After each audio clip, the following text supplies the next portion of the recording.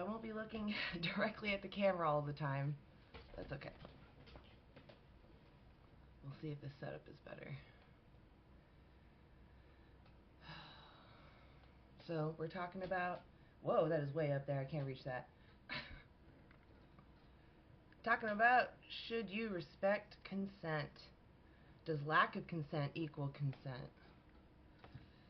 If someone cannot consent to what you want to do to them, do you still have the right to do what you want?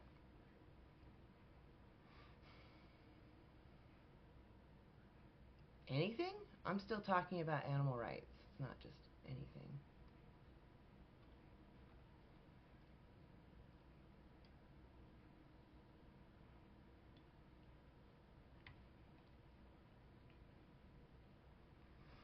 You have to be over 18 if you're going to come up.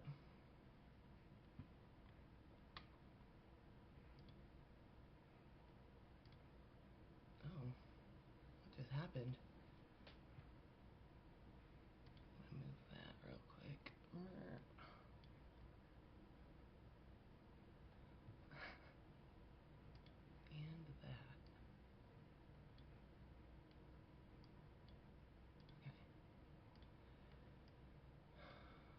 Give me a second, guys. I have to adjust things.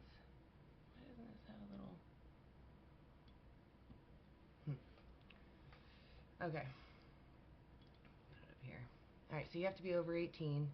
Yes, plants are living. They're not sentient. Be patient. I don't know how to pronounce your name. You're going to have to tell me what to call you. You got to be over 18. Hello. Hi, what can I call you first? You can call me X. Okay, and how old are you? Over 18? I'm 19. I'm over 18, yeah. Okay, right on. Should you respect consent? Of course. Alright. Does lack of consent equal consent? No. Right on. Are you vegan? No. Okay. So then what morally justifies using animals without their consent? Okay, sure. I would say it's because of like how you may take like an ontology of this. Especially when you mention, because on the prompt you mentioned they're sentient beings. I would argue they're sentient. However, yeah, I would not say they're as conscious as a human being would be. Okay, so if I had a human that wasn't as conscious as the rest of us, could I exploit them? Could you exploit them? My intuition would say no. Can I My use them? intuition would say no because of a like of a kind and ontology. We see when beings of the same, especially in like humans, when humans harm humans, most of the time it's more harmful than good. There are rare occasions, but that's what I'm saying, the nature of the kind. And why is it bad? Why do we find it bad to hurt our own kind? Um, I think it comes from a place of like evolution. Like, as we know, humans are like very what's the word? Like a group. We're grouped to survive, just like how apes are, just like how gorillas are. We form groups and we're very vocal and grouped together. And I think if you follow under like evolutionary ethics, you would see that this is something that's kind of built into us, just like how we have this preconditioning of what's right and wrong. If you're not like a theist, if you're an atheist, you would say it comes from evolution. Do you think that evolution is moral? Do you think that just because it came from evolution that it's a moral thing? I wouldn't say just because it came from evolution it's a moral thing. I would say it's just like a prescribed. Okay, so then again, what morally justifies using animals but not using humans? What separates us? Well, that's the reason. Is I would say that it becomes like more harmful to us, just like how when you eat I human don't know what meat. you mean. Like if I were to Okay, stumble sure. across, let me give you an example. Let's say I stumble across in the forest a human that has the cognition of the animals we use. They have no family. They were just out in the woods. Can I morally enslave them in my basement for my benefit? I would say no. And like I said again, the reason why is I follow under like ontology and like of the kind. And as I said with evolution, what I was trying to point out is that we can see, for example, like let's say, why can't humans eat humans, like a deceased human? Because when a human eats a deceased human, or just any human, they develop this disease called cuckoo, or KU, whatever, No. something like that. No. Uh, No. no? That's only if you eat the brain tissue and if the individual is infected.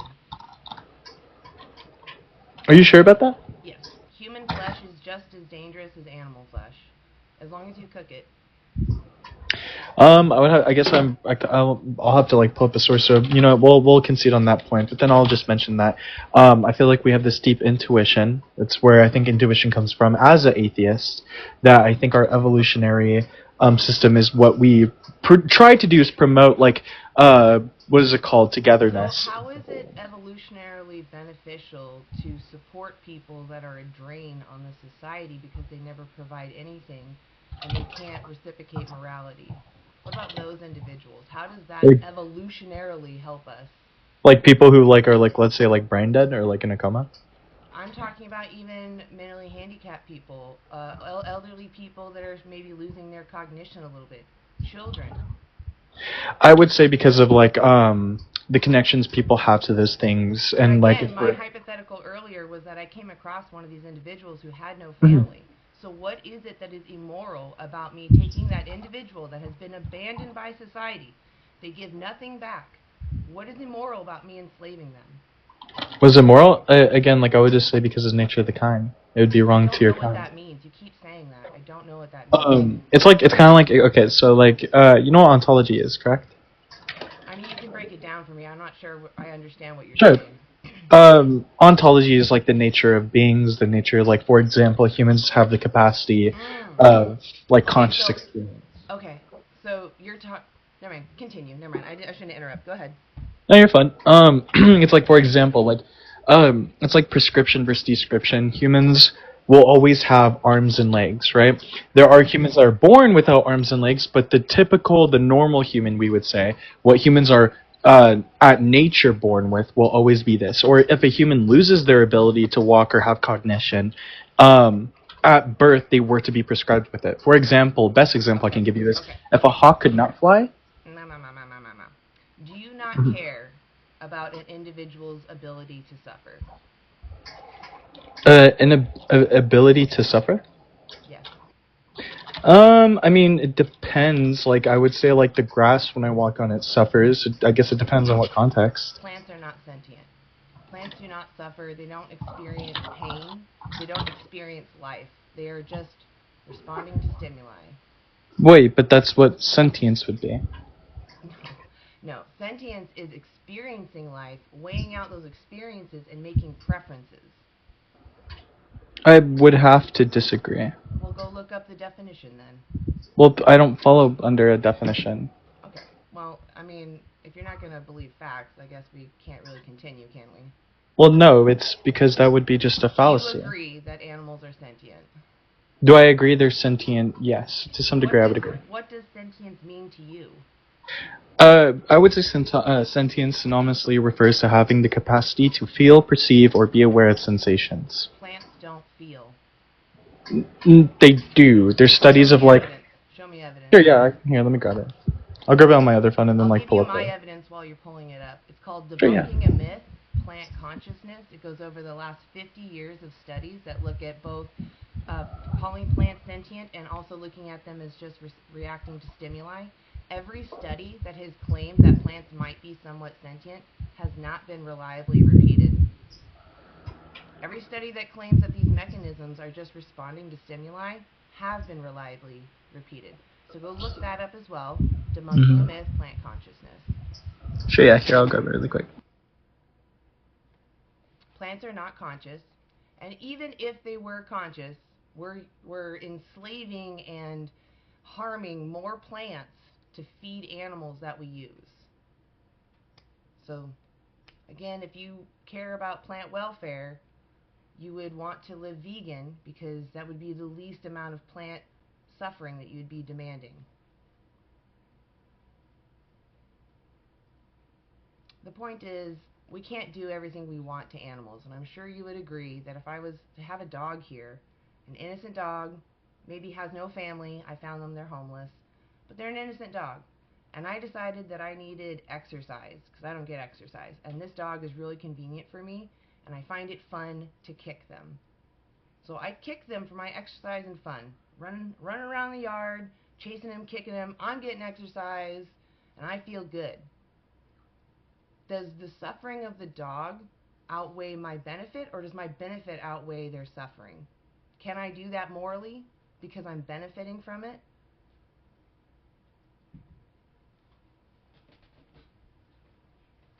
Humans die regardless. Doesn't matter. We don't take out human life because they look tasty. Grass does not feel pain. Again, if you care about plant welfare, you would still live vegan.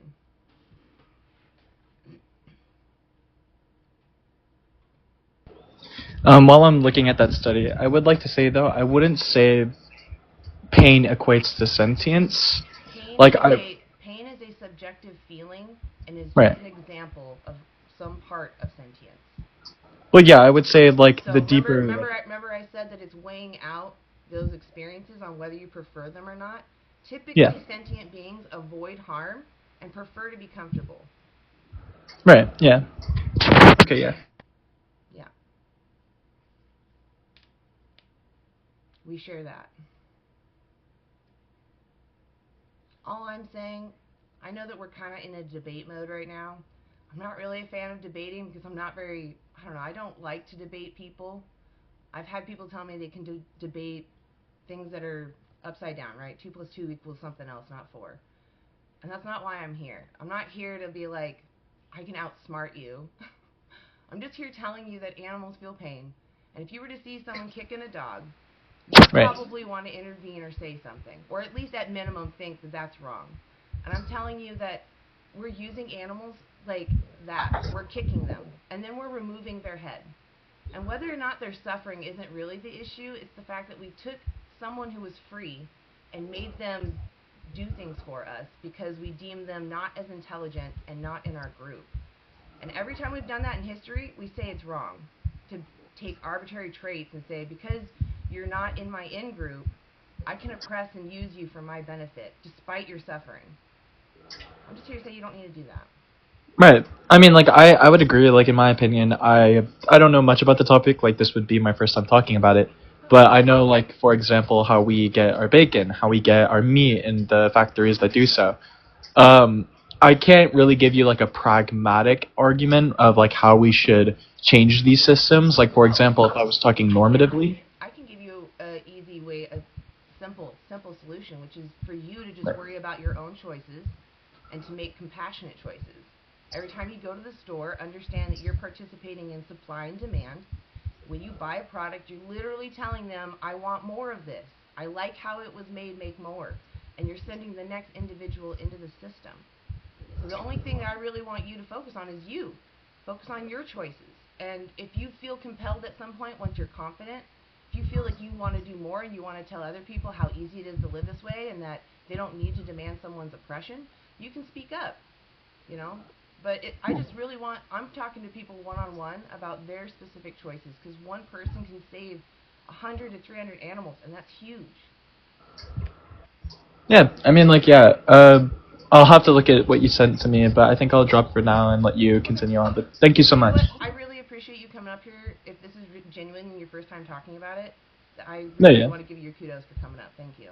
Thank you so much. Maybe take a screenshot, check out those resources I have up there. It might help you understand a little more of where I come from, too. Okay, thank you so much. Yeah, thanks for coming by, X. Awesome. I appreciated that.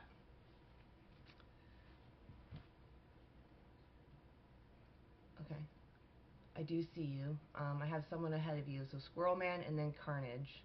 You got to be over 18.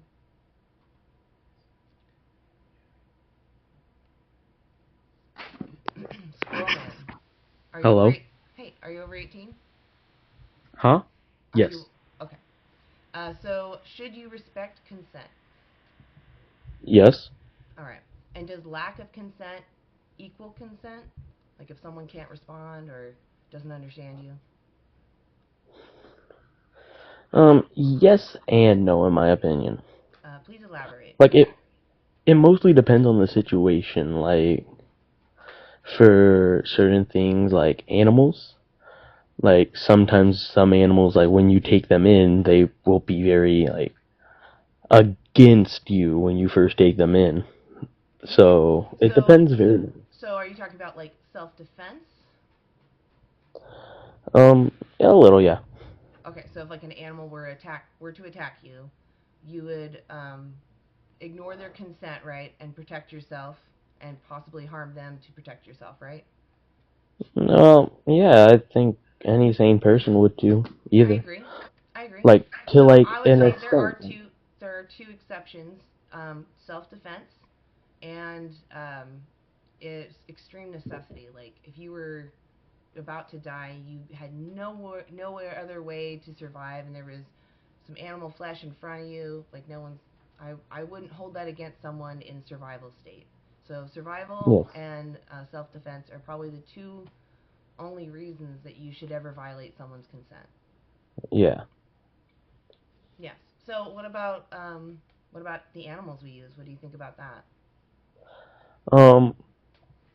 Honestly, a lot of the animals that we raise nowadays, most of them are specifically bred. Like, Mm-hmm. okay, yes, there is no consent for animals. I will say that. Right. Like Exactly. some animals. And does that lack of consent mean that we have consent to do whatever we want to them? No. Right, exactly. Yeah, so then what's stopping you from living vegan?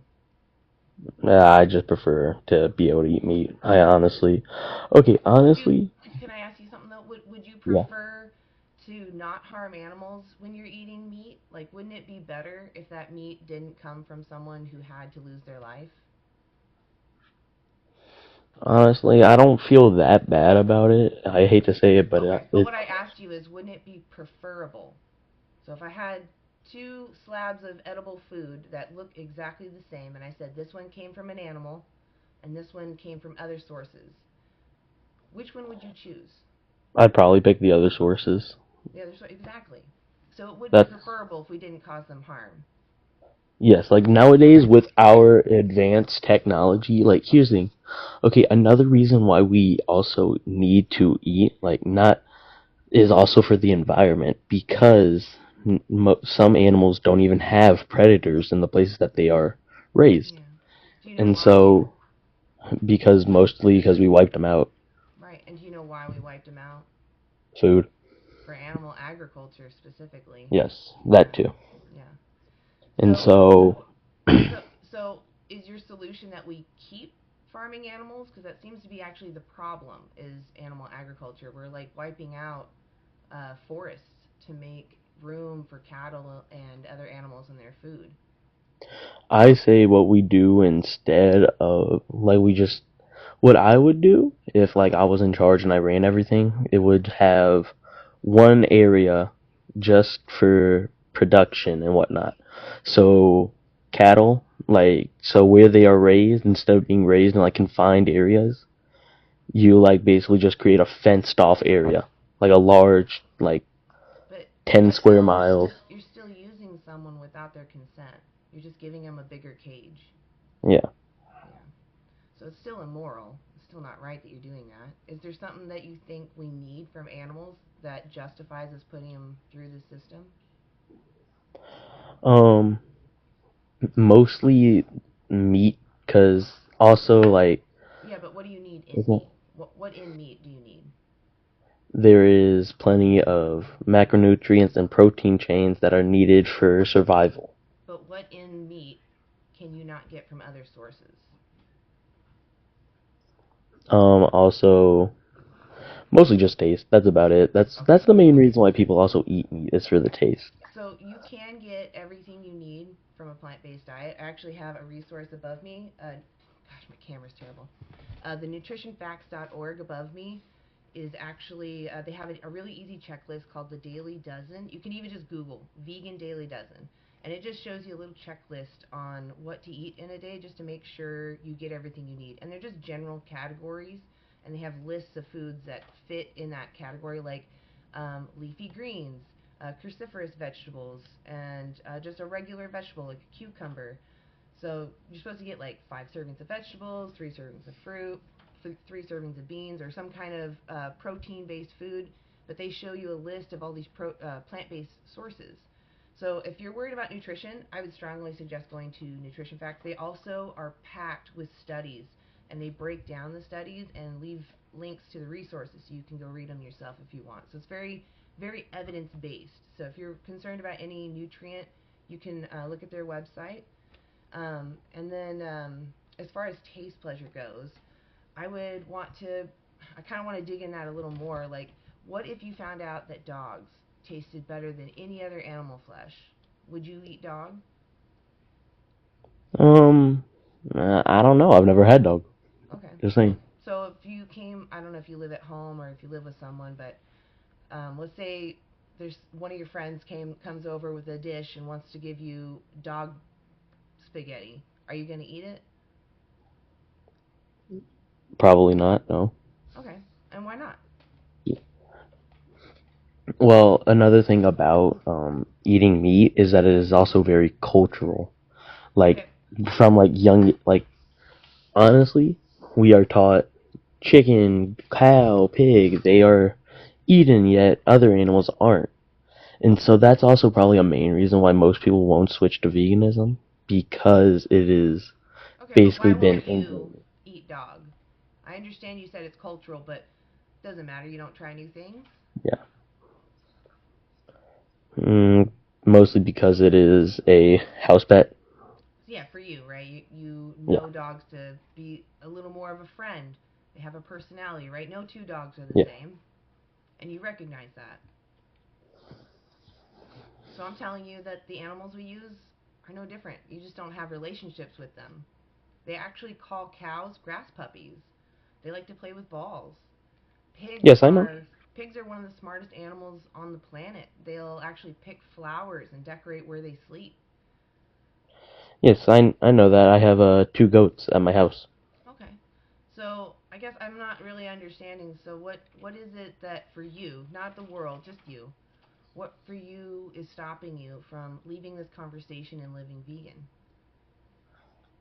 I don't know. Oh, okay. Um, do you know what the animals go through for you to use them? Yes. Okay. Let's talk about your goats. Did you buy your goats? Yeah, we adopted them from a farm. Okay. What was the farm raising goats for? Mostly milk production. Okay. Do you understand what has to happen for a goat to have milk? Yes, it has to go through pregnancy. Right. Who decides if and when the goat gets pregnant? So the farm that we adopted them from, Mm-hmm. it honestly just would release them at around their mating season. Right. Who decided All when to let them mix? Who decided? Did the the goats human, decide? Right. The human decided. When but also who throughout the year decides they also who gets to join in with the females? Who decides which male gets to mate? the The goats goats. or the farmer? Does the farmer pick which males will mate with a female? No. He he just has his goats constantly just mating? Yes, that is actually how he has the farm set up. Okay. Because most of the goats that he does Well, sell let's off are to let's other say farms that's too. true. That's very uncommon, but we'll say that's true. Usually they still have to separate the babies and the males because they can't overproduce babies because they have to make sure they can afford to take care of them all. So usually they control their rate of pregnancy because they want to benefit, on their schedule. So they usually will impregnate the females and then they'll separate the babies so that they can take the milk. The goats overproduce milk now because we've literally done what I just described, where we take a female and we make her mate with a male she wouldn't normally mate with so that their baby is deformed and fits our needs. So although this one farm is apparently letting their goats live in a sanctuary setting, and just grabbing their titties for milk, it's still immoral because they're exploiting these families for their fluids. They're making individuals be existing so that they can have the milk. Do they not use these goats for meat at all? It's just pure milk. What do they do with the goats when their milk declines?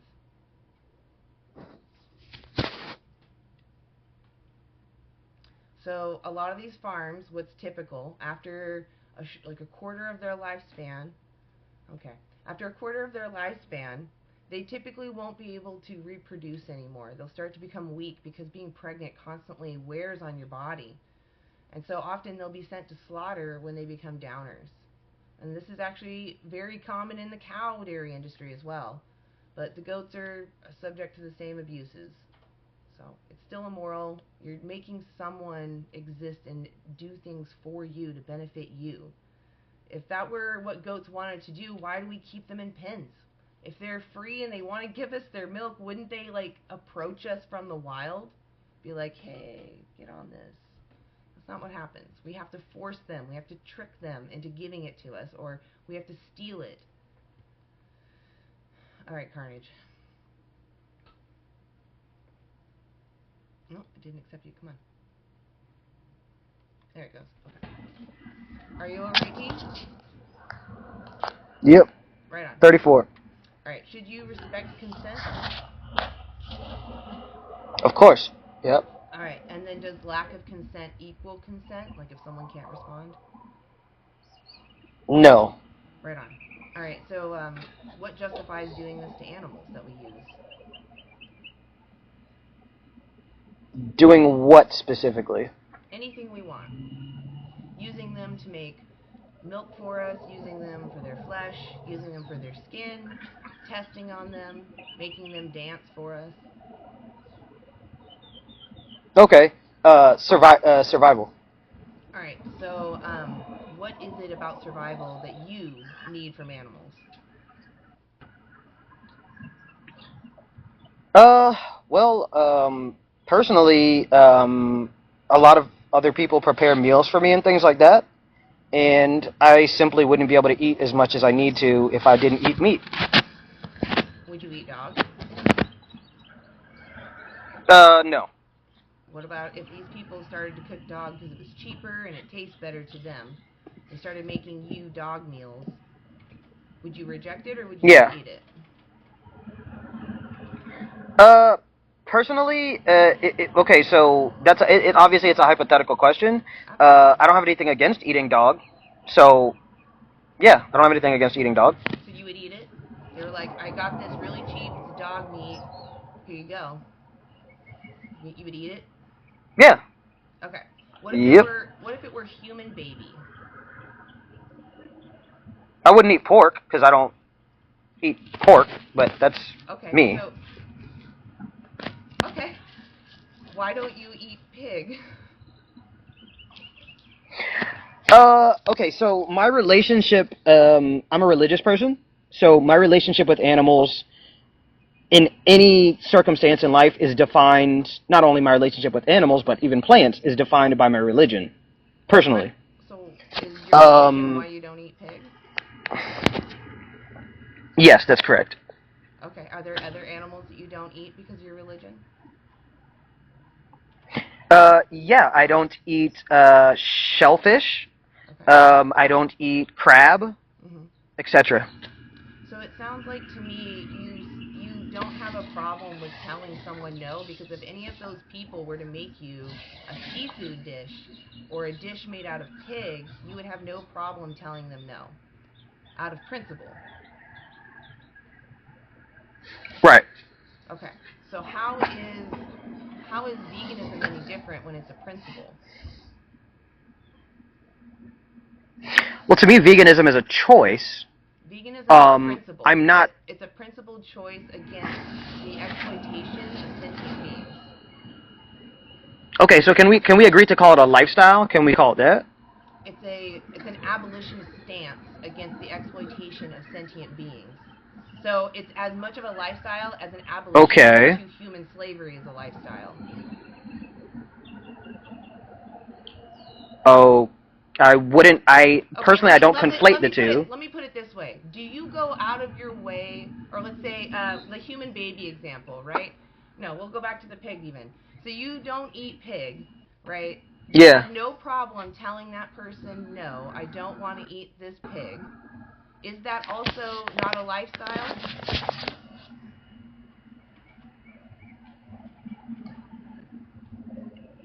No. Well, okay, if you want to define, yeah, sure, okay. Exactly. So even though it is your religion, it is a lifestyle. Just like, yes, veganism is a lifestyle, but it's a principle. Right. So you Mm-hmm. calling it a lifestyle is belittling it when really Sure, it's okay, sure. about being Mm-hmm. against exploitation and oppression. So why aren't you against exploitation and oppression? Okay, well, you're loading the question. I'm trying to understand your rationale, but go ahead. You understand that animals are sentient, that they have the ability to Mm-hmm, yeah. suffer? Okay. All right. And you understand that we don't need to use animals. Right. Okay, so then what is justifying causing them suffering, like stealing their freedom We meaning you and I? as humans? What justifies humans using animals without their consent? Any animal. Well, survival. I gave you, that was what I said. But you can eat something else. What do you need from animals that you can't get from other sources? No, no, no. I'm saying that I'm I asking don't you, have a lot of what? money. Can you answer my Most of my. question? Answer my question. What is it you need from animal Okay, go products? ahead. What is it that you need from animal products that you cannot get from other sources? Calories. Dude, I am not super skinny. I get plenty of calories. You can eat nuts, peanut butter, oil. Okay. Those are vegan. You can get your calories. Beans have high calories. You can eat soybeans. They have a lot of calories. You can get your calories. Okay, but what I'm. Okay, so the question is Okay, but what I'm. hey, okay. The question is, what can you not get on a plant-based diet that you must get from animal sources? That is the question. Right, but it No, depends no, on how you want to answer my look at it. question. Answer For my me, question. Okay. If you don't want to talk, we don't have to. I want you to answer my questions, otherwise I'm just going to move on. Hey, MJ, are you over 18? Man, fuck them animals. Hitler's good. All right. Sigmar, are you over 18? Yes, I am. Okay. Sorry, I just had a donut. Okay. What's up? So, What year were you born? 2006. Okay. So my question is, should you respect consent? So, here, explain that more when you mean, should you respect consent? Should you respect that someone can't respond to you? Or should you just do what you want to them? Okay, so this is a vegan. You're talking about being vegan, right? I'm talking about, is it right to use someone without their consent? Animal or human? Well, I mean, for animals, you eat them. For nutrition, You're clearly a child.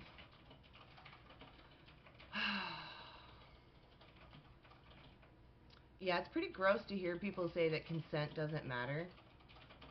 There is no moral difference between animals and humans that matters. It's not intelligence. It's not in-group.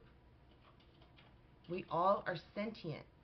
We all have the capacity to experience life. We all avoid harm. We have a personal interest in continuing to have more experiences to weigh out. There is no moral justification. You should come up here with curiosity instead of just wanting to debate into absurdism. You should think, what do the animals want? Because they're the victims in this situation. If there's ever a situation with a victim, always consider the victim's perspective. Because the person causing that person to be a victim is benefiting from the oppression, from the exploitation. So of course they're going to not want to stop oppressing and exploiting. Look at the situation if you were the one having your rights stripped of you, your autonomy violated. It's terrible.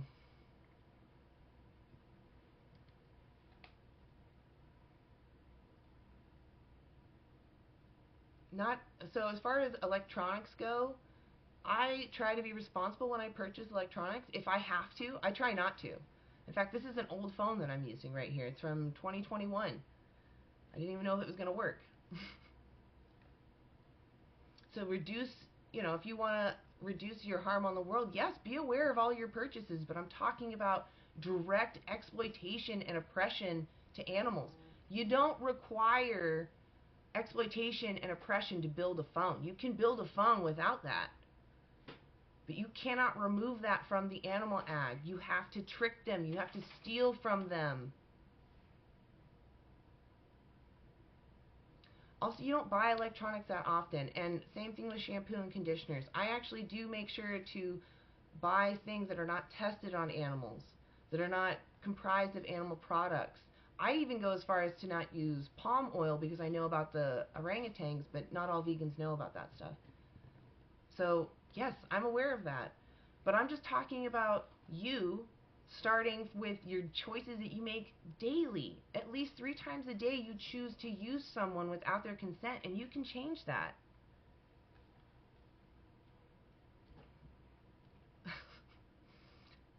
Sigmar, your question has nothing to do with veganism.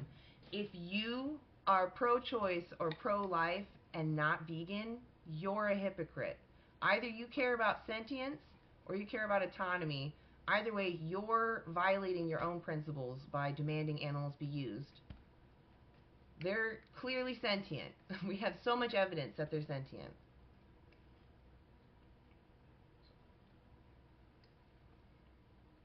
No, someone is a subject having an experience. I care about people. That's why I'm vegan. I care about all sentient life. In fact, a lot of what I care about stems from what I care about for myself. If I care about my own autonomy, and I want people to respect my autonomy, without having to have a deep conversation about what their morals are, right? They should just respect my autonomy. We should do the same for all beings that have a similar capacity.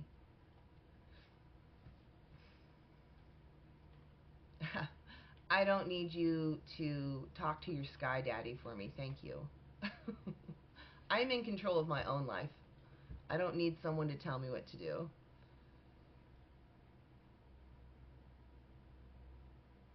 When you walk in a park.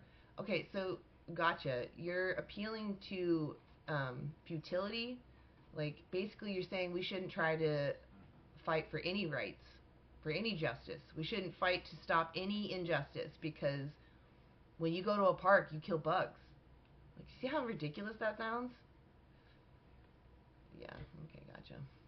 You just keep filling the chat with your questions. You're just helping the algorithm, so thank you.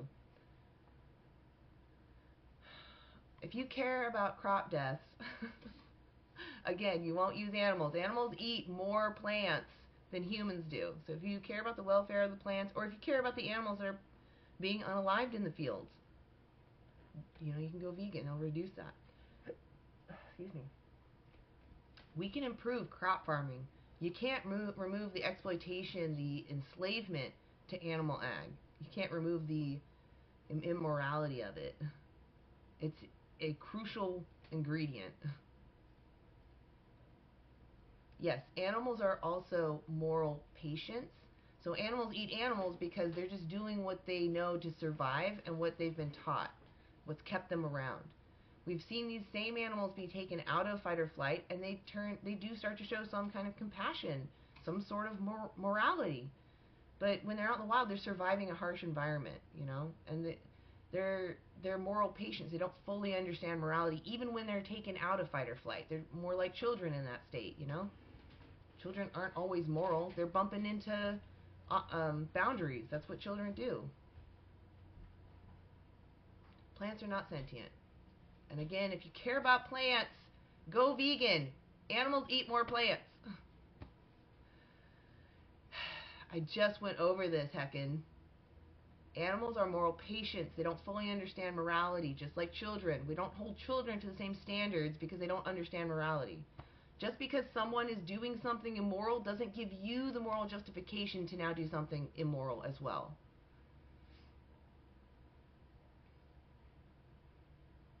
When you cut a plant, just reactions to stimuli. That's it. Like, if you think about it, we're all just patterns, right? But we, as sentient beings, avoid harm. Plants don't avoid harm.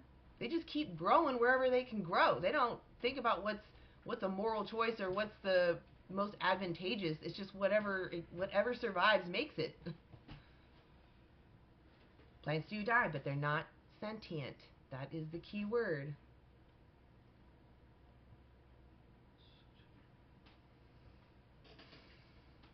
I'm talking about you making a simple change, going to the grocery store and hovering your hand over the tofu or the beans instead of someone else's body part.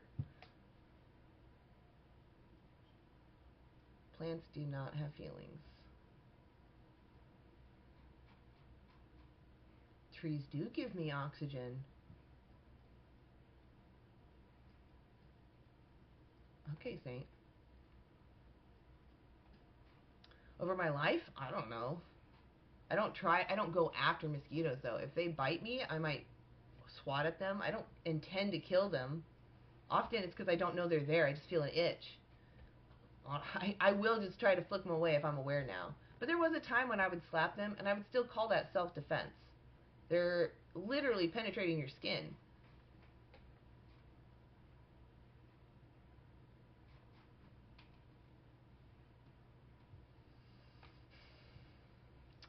Look up the study, or excuse me, it's an article. Look up the article. It's a scientific article, though. It reviews the last 50 years of studies on plant sentience. It's called Debunking a Myth, Plant Sentience. Debunking a Myth, Plant Sentience. And they found that all the studies that claim that plants have some sort of sentience to them have not been reliably repeated. All the ones that point out all these mechanisms as just reactions have been reliably repeated. So go look that up. Go read it. Doesn't matter if you value humans over animals. It's about recognizing they have the capacity to suffer and that we don't need to use them. That's it. Plants are not sentient.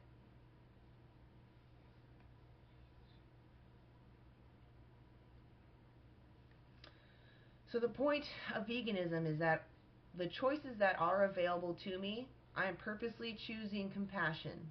I'm going to cause harm living in this world. But where I have power, I'm going to take advantage of my power and choose to not demand someone's enslavement. And you can do the same. Just because you can't be perfect doesn't mean you can't make change. Yes, I do see that you say I'm wrong. I see that. But that doesn't mean that I am. That just means you like posting a lot in my chat. Which, hey, what's up? I'm glad that you love vegans so much that you took the time to make an account, and now you're taking more of your time to sit in my chat and type things.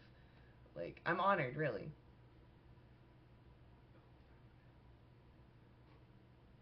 Yes, we're all living, yes. But not all of the beings on that list are sentient. Bacteria is not sentient. Plants are not sentient.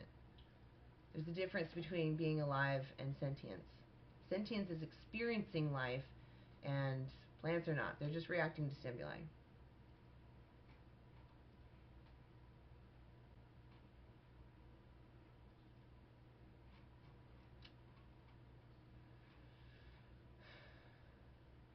I don't believe that you've actually watched Dominion.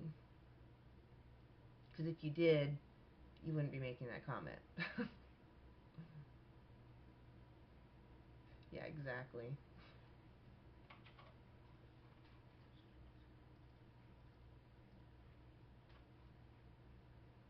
There's vegan bacon. You don't need to use someone's body.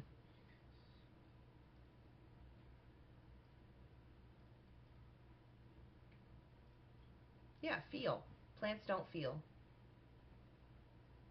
Plants don't feel. Animals have subjective feelings. And again, even if you think plants are sentient, that means you think we should take plant welfare into consideration. If that's the case, go vegan. I know it sounds counterintuitive, but we feed more plants to the animals you use. So more of your plant friends are suffering because you use animals. So your argument means nothing.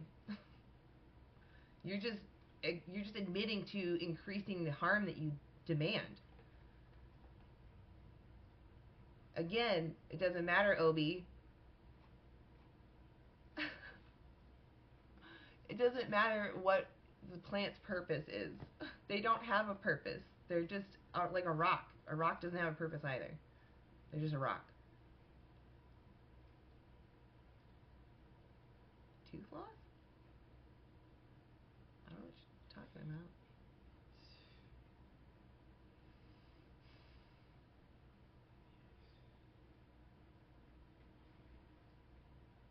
No, veganism does not go against biology.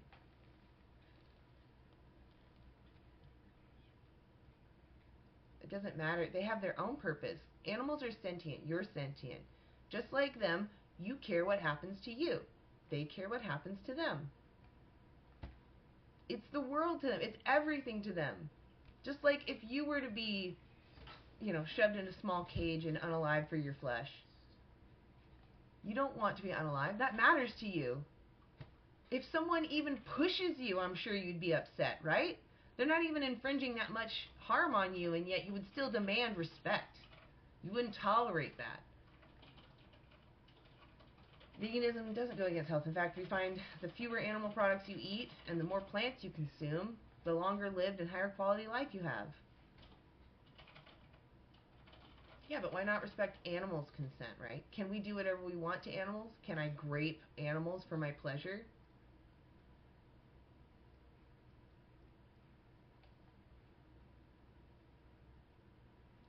If you have a pet cow in your freezer, it sounds like you're a terrible person because you made friends with someone and then you took their life. Like, what kind of a friend are you?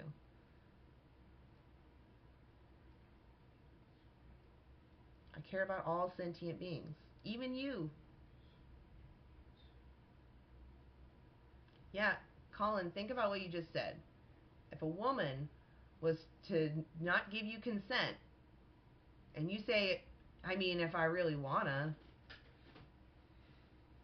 that's not a red flag to you?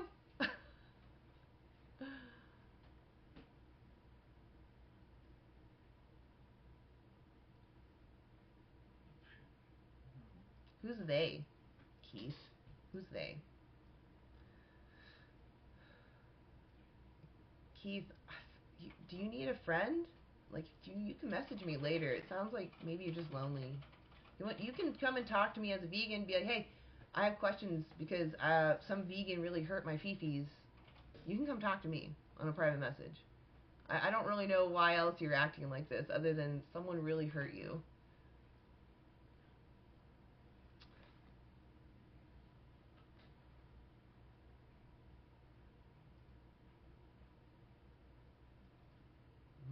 My bee.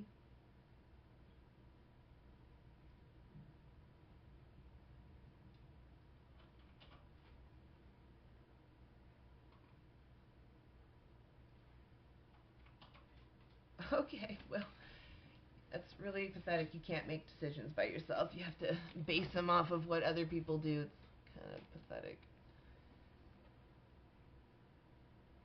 No, I said, is graping animals moral? If I did that, would you think I'm a moral person? Fish are sentient. Yeah, I understand, Obi, that you get to play with their innards after all the horror has occurred. So I get that you don't see the horror and you don't understand. Go watch Dominion.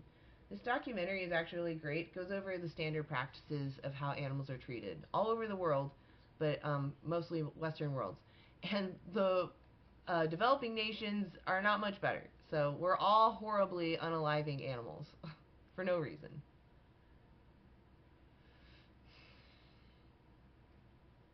It's not emotional intelligence, no. It's sentience. That's what matters. That's the deciding factor. Yes, many vegans watch horror films.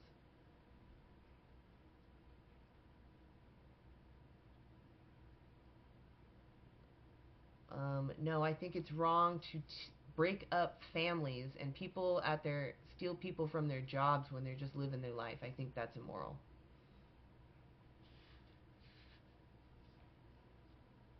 It's too hot for ice. I don't lick boots.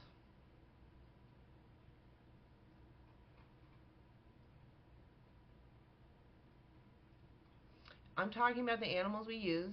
They are sentient. Veganism is, okay, it's an emotional response as much as an abolitionist against human slavery is an emotional response.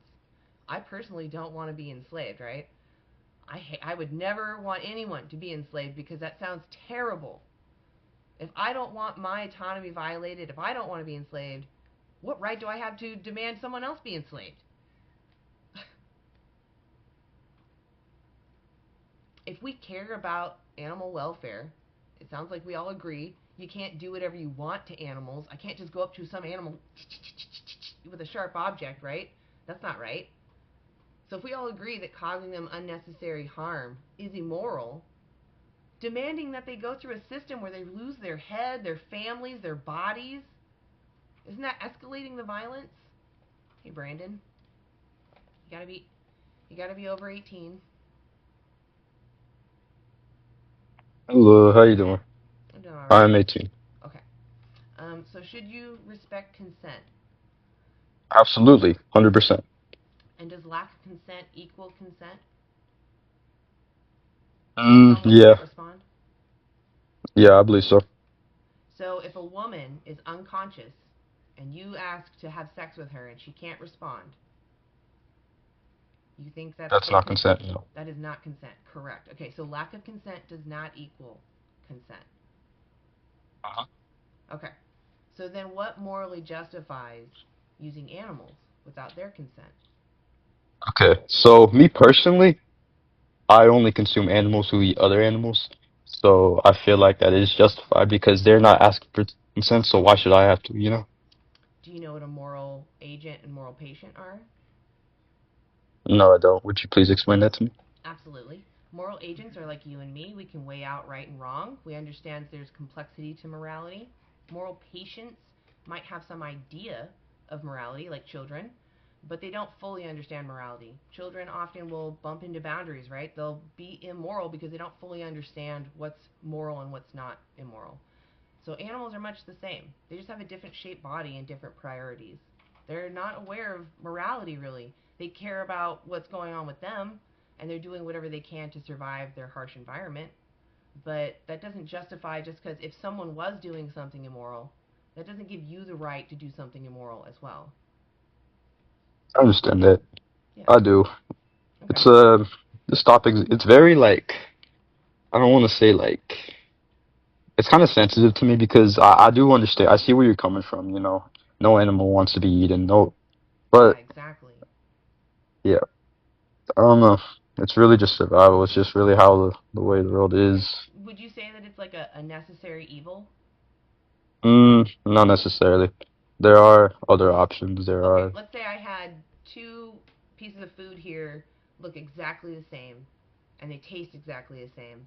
This one came from an animal, this one didn't. Which one are you going to choose? The one that it came from an animal because I have an options. I have the So even option. though even though they're the exact same, No, the one that didn't. My oh, bad. the one that didn't. Okay. My Yeah. bad. My bad. So you do agree then it would be preferable if we didn't have to unalive animals to Yeah, eat them. Yeah, okay. I'm it glad would. that you agree you at least meet me on that front. That's good. All I'm saying is there really isn't anything that we need from animals. Is there something you think that we need from animals? Not necessarily. I mean, like with the wool though, I heard like the sheeps they can get overheated during the summer. Like if we don't. So would that be like necessary? I mean, Like do you know why they overproduce wool and don't shed? because the farmers of were like biologically like messing with them with their genetics to make them. They did Exactly. that for a lot of animals, chickens, Yeah. sheep. But would you like in that scenario, would that be acceptable? So there are sanctuaries that save sheep, and they do have to shear them. But the difference is that when they're on a farm to be sheared for their wool, they're often on time constraints. They don't get the time. This, it's not gentle. Whereas when they're on a sanctuary setting, they're only doing it for the benefit of the animal, so they don't care about the quality of the wool. They only do it when the animal needs it, and they do it in a most compassionate way they can, because the clippers that are used to trim them are sharp, and they can Yeah. nick them. So, and animals wiggle. So when you're under a time constraint and animals are wiggling, are you going to take the time to hold them still and calm them down, or are you just going to shear through it? No, you're just gonna rush because you have so many Exactly. different animals to do it. Exactly. So, yes, they do have to be sheared, but it's only because we've handicapped them. I don't think we should let them procreate, because it's like letting them have another baby that would have to be dependent on human care is cruel, because we did that to them.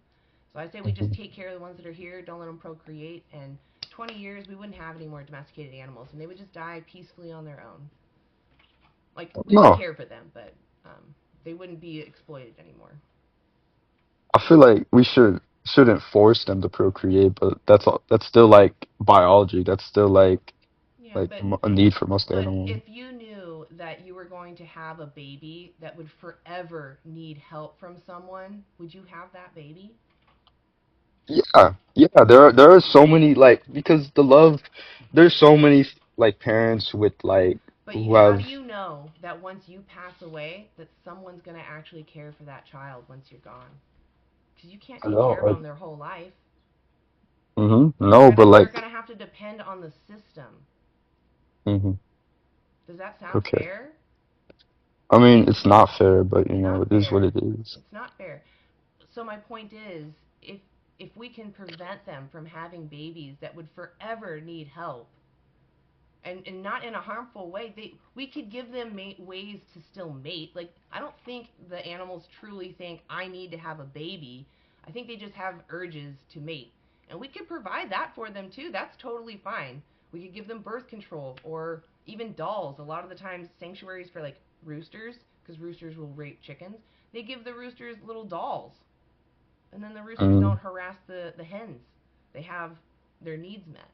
So there's things we can do to make sure their needs are still met, and still also not have more of them born into existence. I mean, I'm not saying that if someone did have an animal that procreated, that we should unalive them.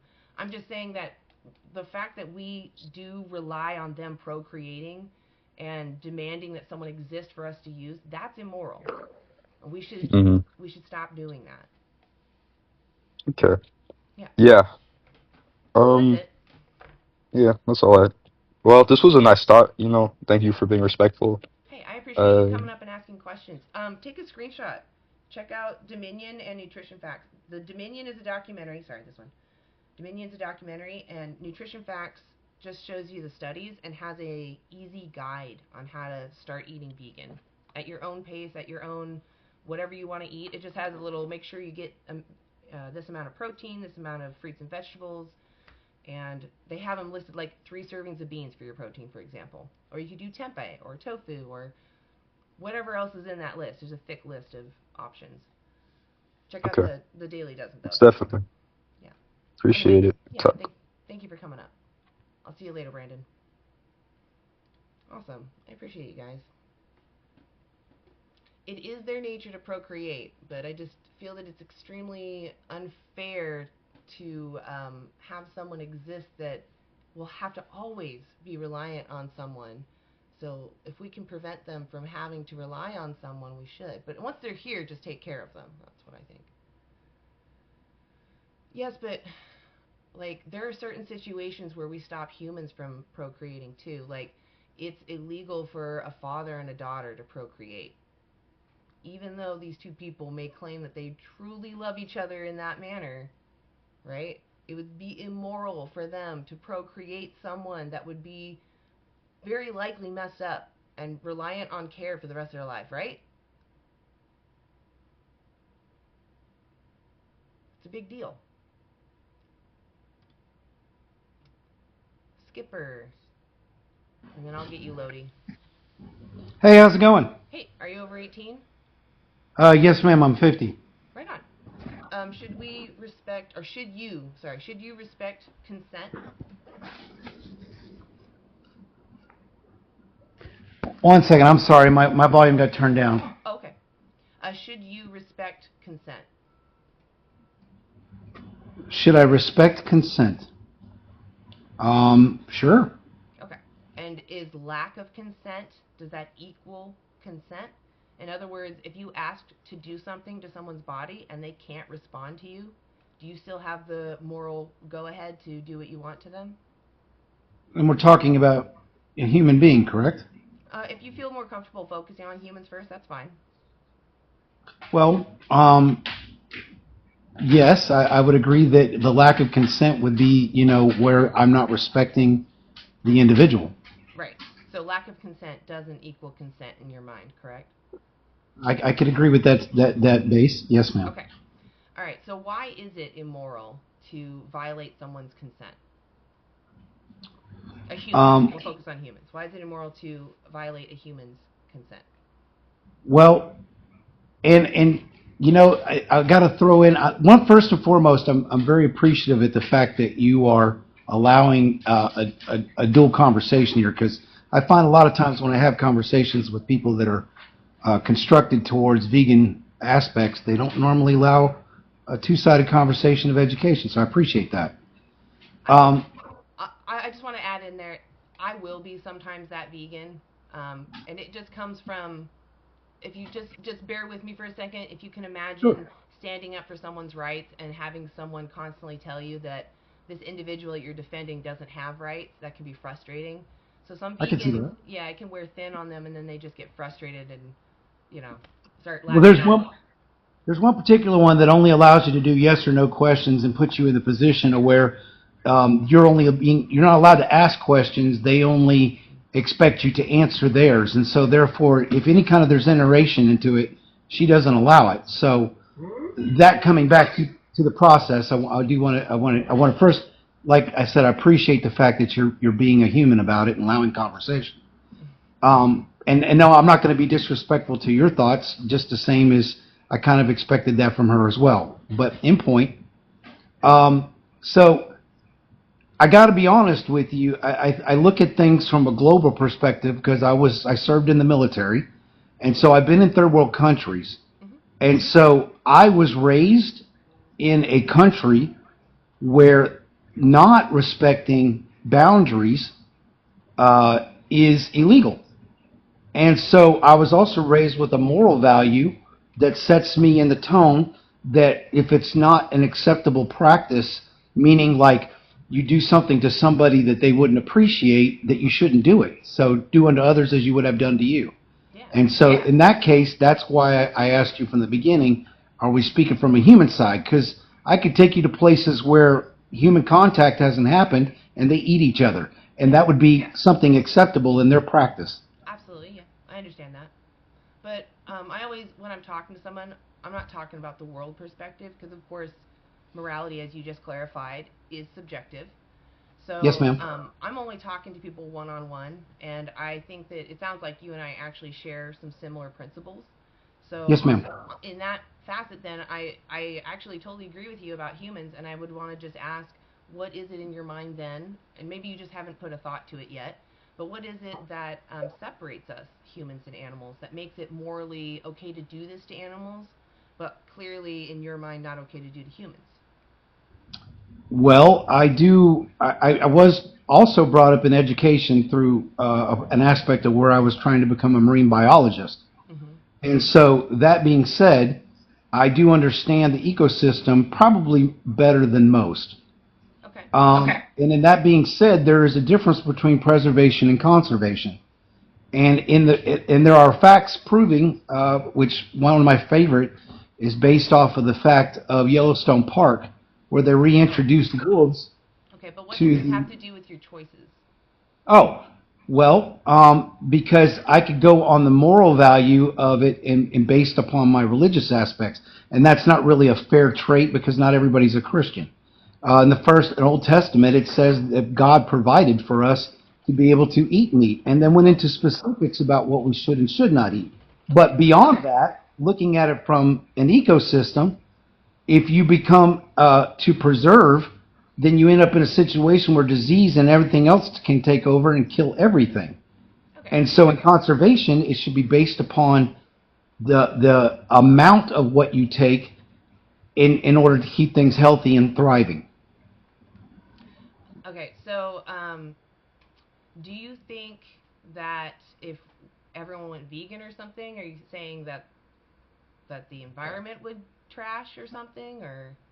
Well, conceive this for a second. In order for them to keep up with the demands at this present moment, they have to genetically modify things in order to be able to produce in mass. So there's Right. also the fact. I'm sorry. So do you understand though that 83% of our agricultural land is dedicated to animals and their food?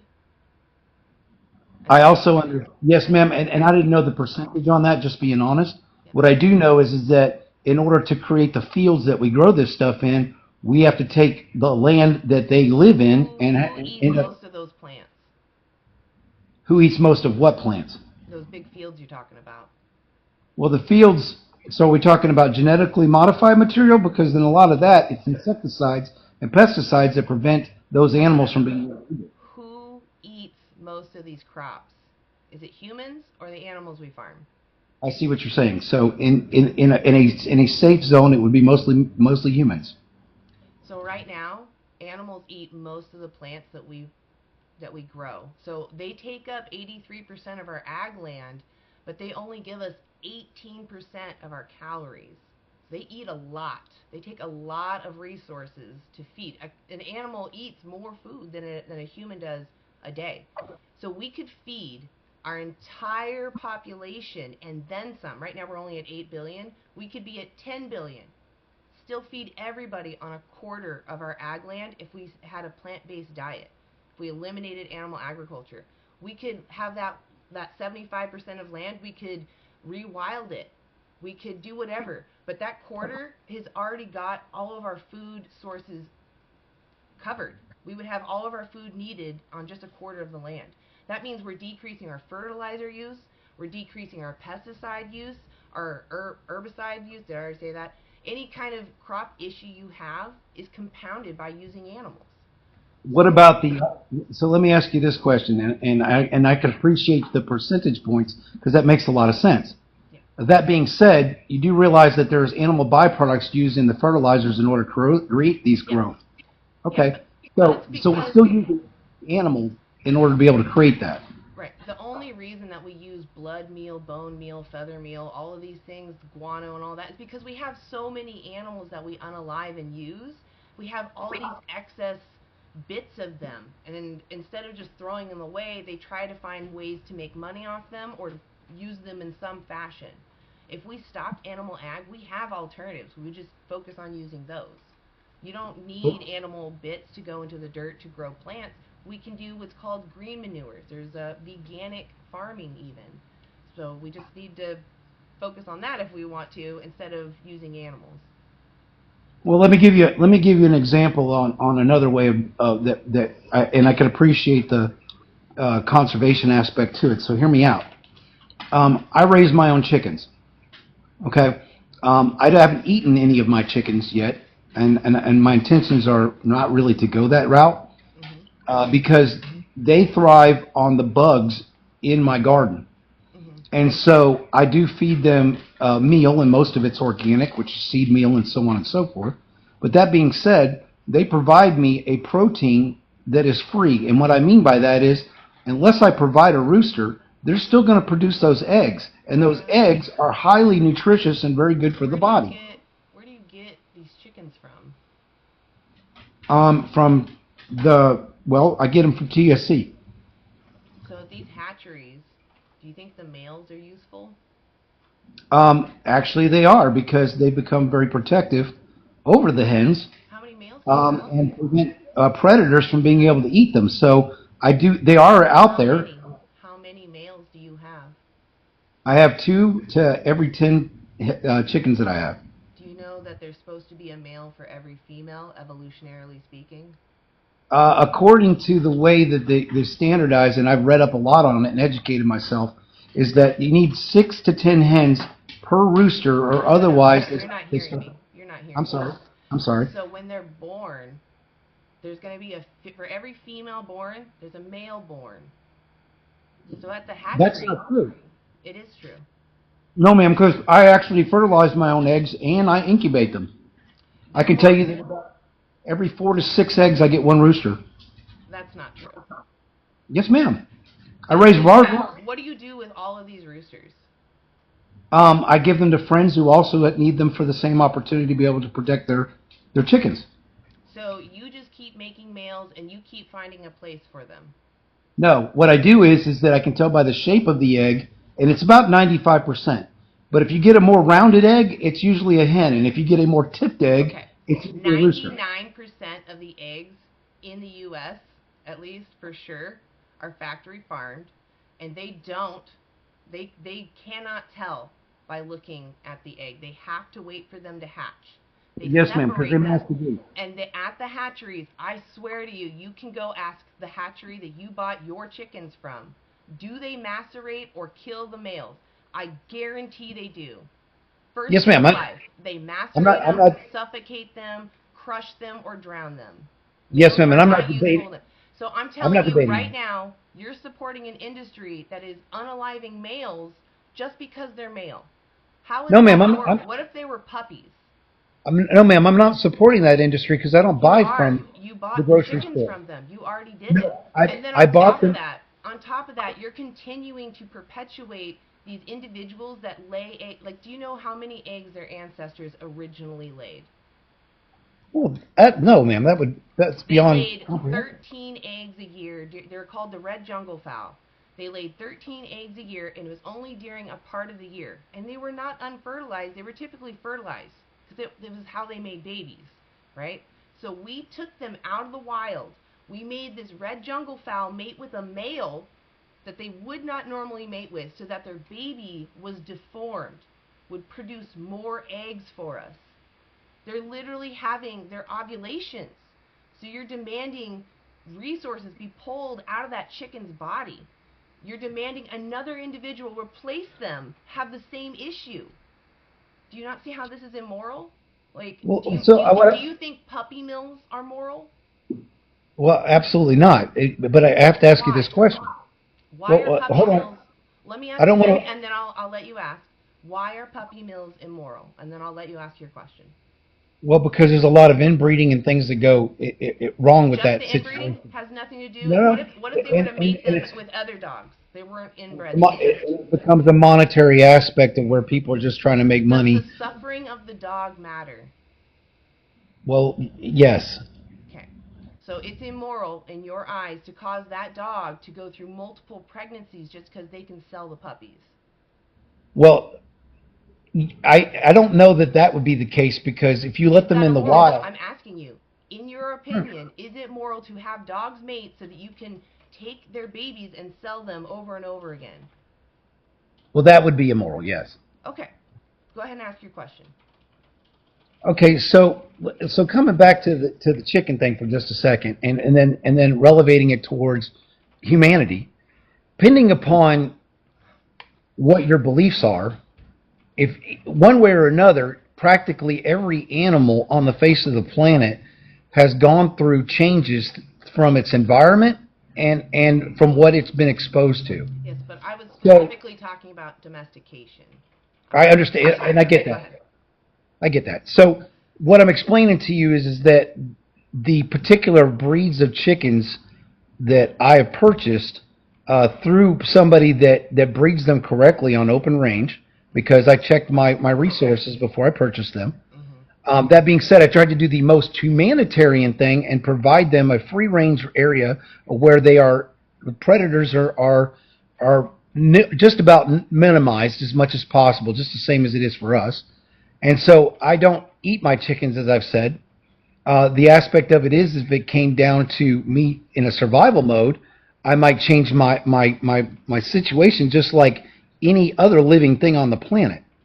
So what I'm saying to you is that as human beings, we have changed to our environments and where we live, which is why I bring it into the world mode. I love to use orcas because they're one of the most strongest and most intelligent animals on the face of the planet. And they are dolphins, basically. And there are places where those orcas will end up eating dolphins because that's what's available to them. Right. So just that's animals do immoral things does not justify you as a moral agent who knows right and wrong to do wrong things. Right. So what sets our moral value? Well, it should be about what you want done to you, right? You don't want to be enslaved. You don't want to be exploited.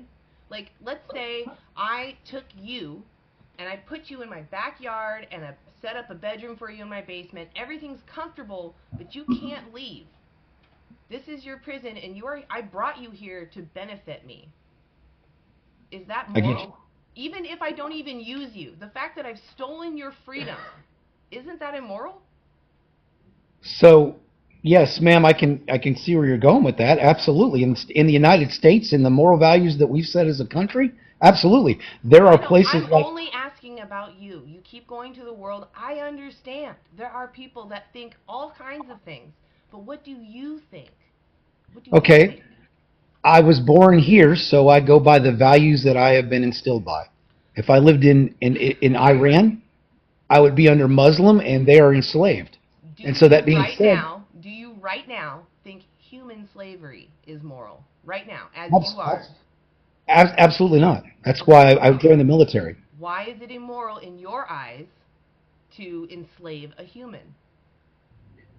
Because I was raised in a country where they believe that we have freedom. So just because of what someone told you, you can't think for yourself? Like, I understand that may be the beginnings of your thought, but you're going to bump into the world. That's true. Okay. So from why we're in conflict. Tell me why. Let's put yourself in the victim's perspective. Why would you not want to be enslaved? Because I know what freedom is. Okay. So you don't want that to be taken from you, right? You think that's moral to let you have your freedom. Right. You don't know what something tastes like until you taste it. And I've had a taste of freedom. Okay, so let's say I birth someone into slavery. They don't know what freedom is. Is that moral that I enslave them? From what perspective? I just gave it to you. I birth someone into existence so that I can benefit from their labor. They don't know what freedom is. They just get my backyard and the basement. Is that moral? So you're asking me the moral value based off of somebody that understands freedom. I'm asking what you think about that situation.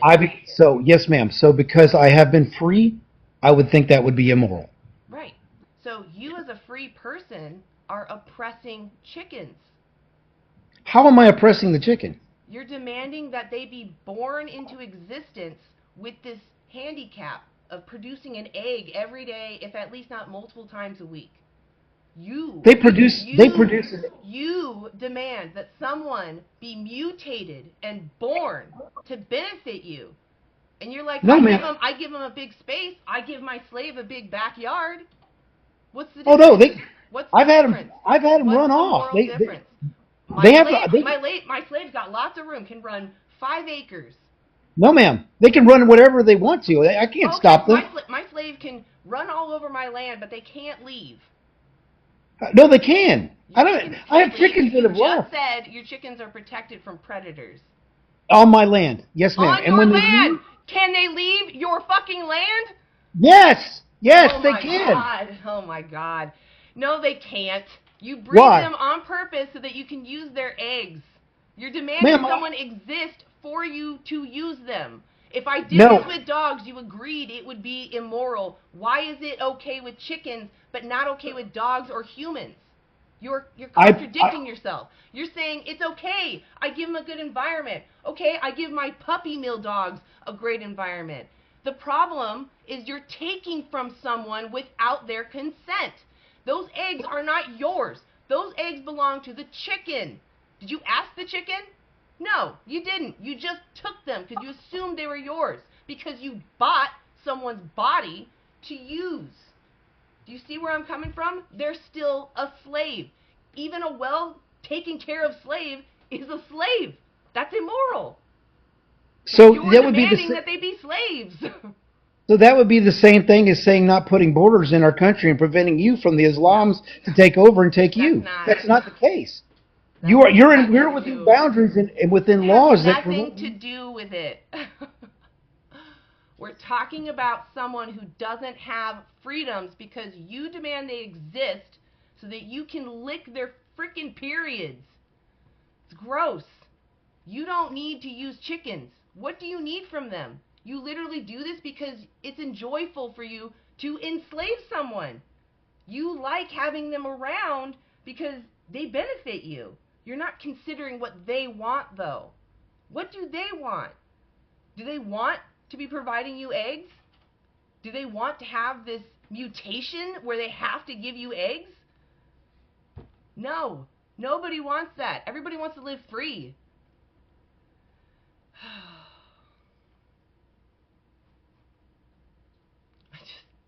Ah!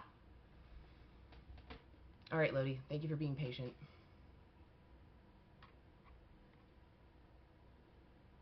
Hey, are you over 18? I am indeed. Okay. Are you? That doesn't matter. I have to do this for TikTok. I am over 18 though. Should you respect consent? I guess so if it's humans. All right. And does lack of consent equal consent? Can you repeat that? Sorry, my fan was on. I couldn't hear that properly. Let me turn it off. Go ahead. Does lack of consent equal consent? So if Nope. someone can't respond, okay, perfect. So then what is it that makes it moral? What's the moral justification to do this to animals, but it's not okay to do to humans? Like what separates us? Because animals are food and they're very delicious. Okay, my culture says that humans are food and are very delicious. Okay, Does that make me unaliving humans against their will moral? Well, if that's your culture, that's your culture. I can't judge your culture. So you think that I'm moral for unaliving humans for tasty pleasures? In my culture, I would say no, but if that's your culture, so hey. Why do you think that that's immoral?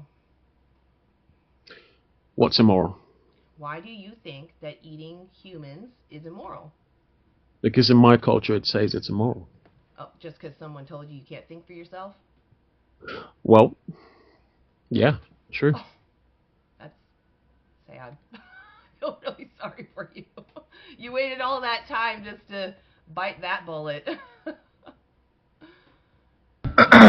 D-Money, are you over 18? Yes, I am. Okay. So, do you think you should respect consent? Well, I actually wanted to follow up on that guy's last question. You were talking about what makes it immoral to eat human beings.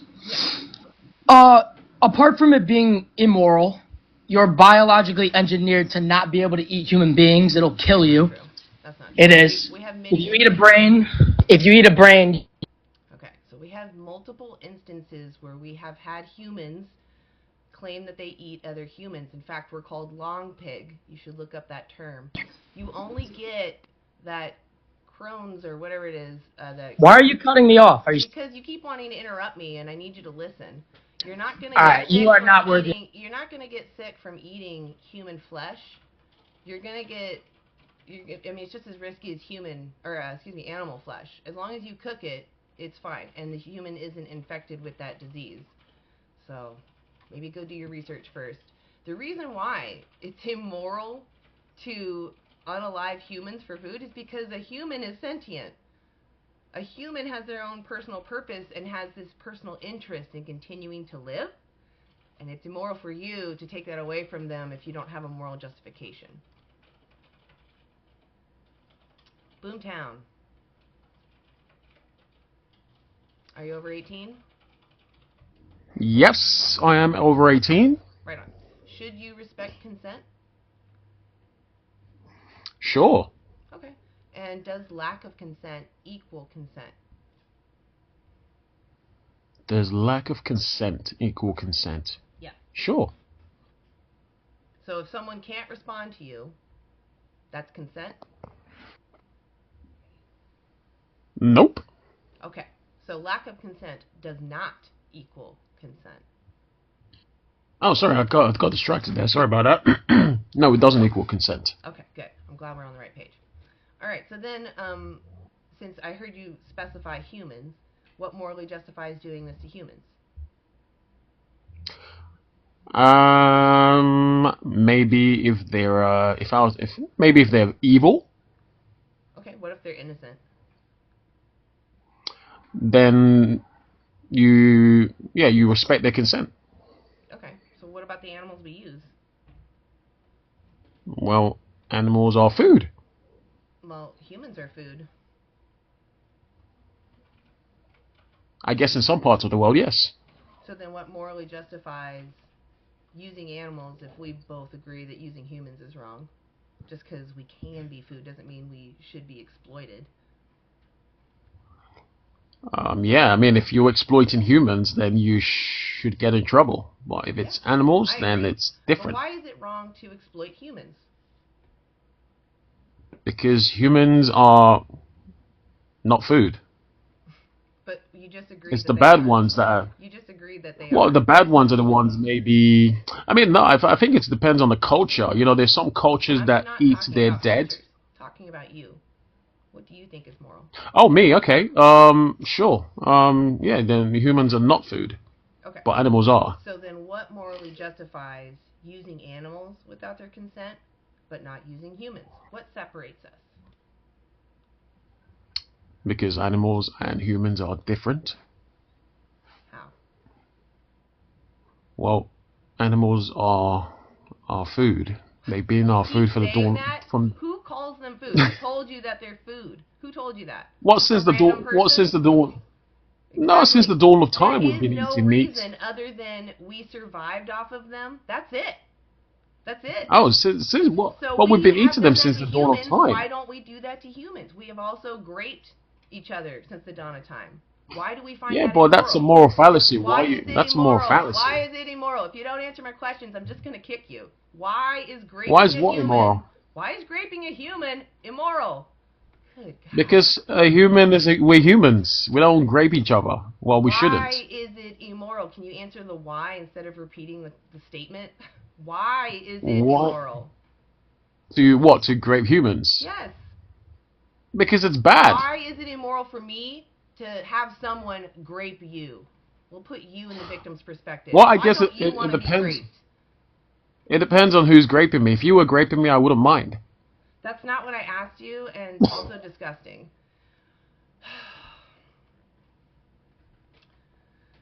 I said I was going to choose someone. That means they're going to be whatever I decide. And they get to do whatever they want to you. And the point that you brought up, you would be consenting, which is the point. Animals don't consent. You also keep bringing up evil humans. Animals are innocent. They've done nothing. Cows, pigs, chickens, fish, they've done nothing to you. That's true.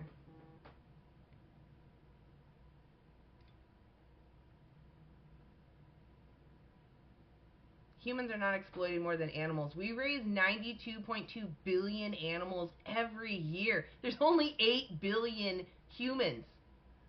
92.2 billion animals every year wiped off of this earth. You think humans are more exploited? Get the F out of here. Most of you agree humans have inherent rights. I would hope most of you agree with that. Or at least that you agree you have inherent rights. If anyone tries to violate you, you stop them. You stand up for yourself because you're important. The animals are the same. They're important. What matters to them matters. What happens to them matters to them. What a ridiculous claim.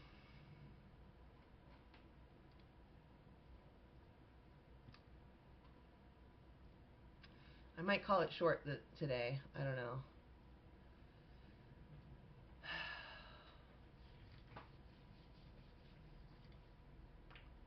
Oh. Satan.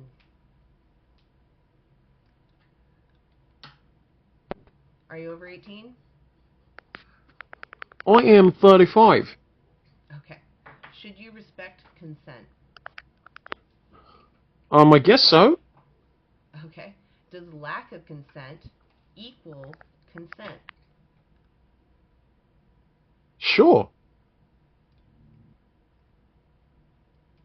Does no one know how to read? No, I'm just joking. I was just trying to copy that other guy. No, yes it does. Okay. I mean, no it doesn't, sorry. Thank you. I appreciate you. I do like a little bit of joking around. It does lighten the mood, so thank you. So, I assume that you agree with this for humans. Do you agree for animals?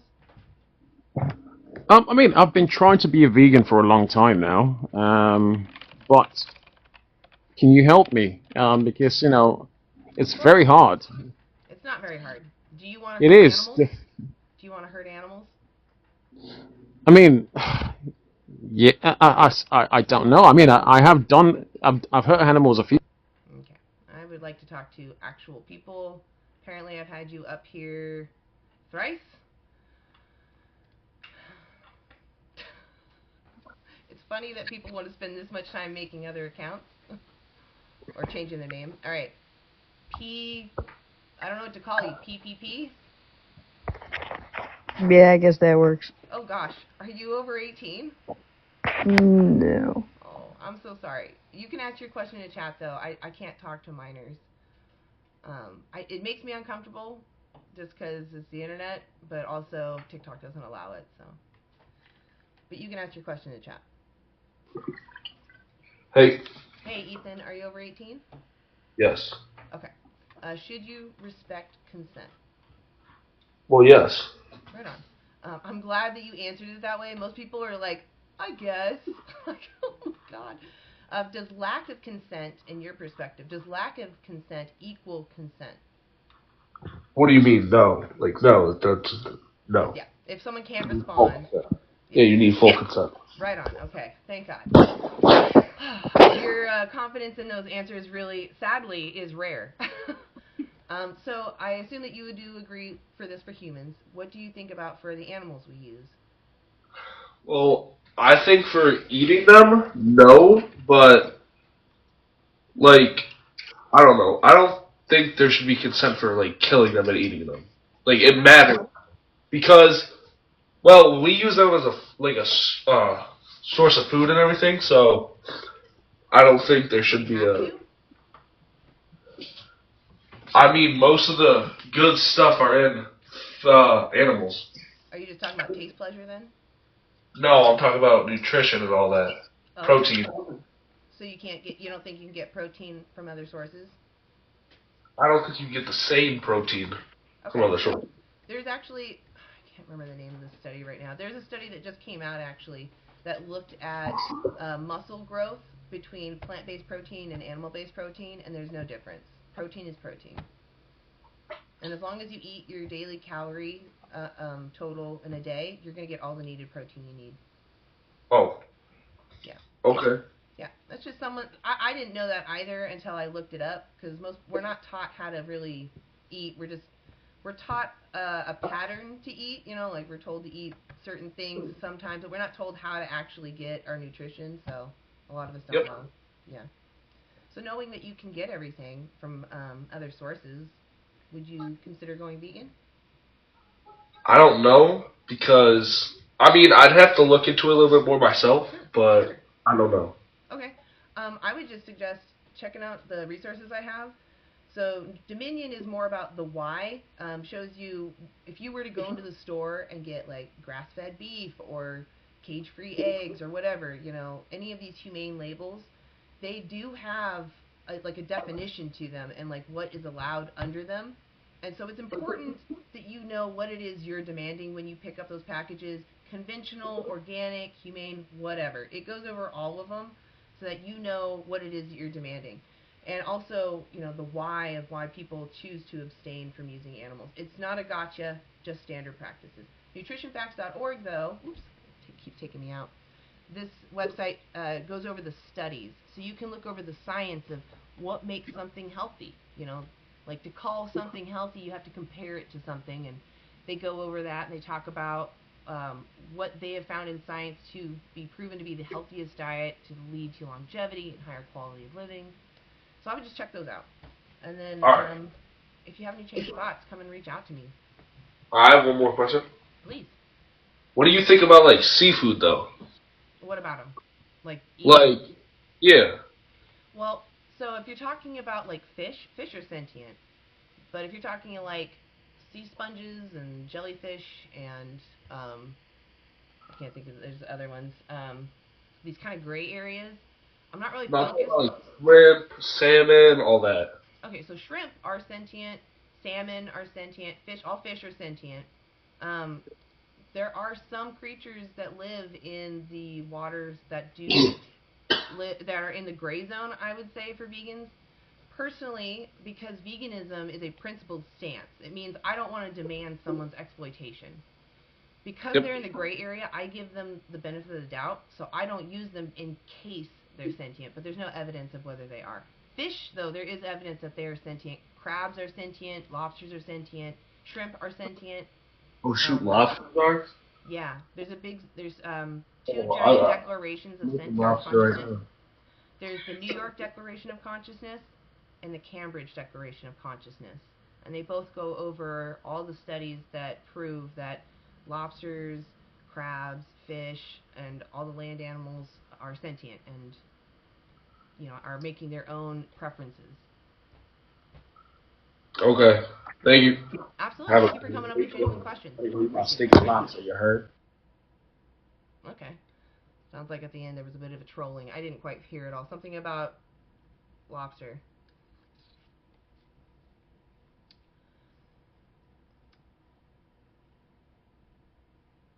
I don't know what to call you. I can't really say your name. Like, I can say hair dye, but I can't say... Well, what should I call you? DY is fine. DY, okay. DY, are you over 18? Absolutely. Right on. So, should you respect consent? So, should you respect consent? Yes. Does lack of consent equal consent? In a personal sense, I would say no, but if you're getting into, like, consent of the governed, most of the time they assume if you don't loudly dissent, then you consent to being governed, so... I'm not talking that's about situation. legality, but that is interesting to know. I'm talking about on a moral level. Absolutely, so with, that... like, physical contact or interacting with someone's body physically or just using them. I guess you could argue somewhat in the government on that as well, but I'm talking about, like, slavery. So, I mean, in terms of slavery, obviously no one's going to consent to slavery, and obviously it's bad, right? Right. Exactly. Unless they're presented with a more bad option, right? Sure. If you're given the option of, hey, you can be a slave to the government for 10 years, or we'll pop you. Yeah. I don't know about you, I'm picking 10 years. No, absolutely. No, I understand that perspective, for sure. But for the animals we use, like, what morally justifies what we do to them?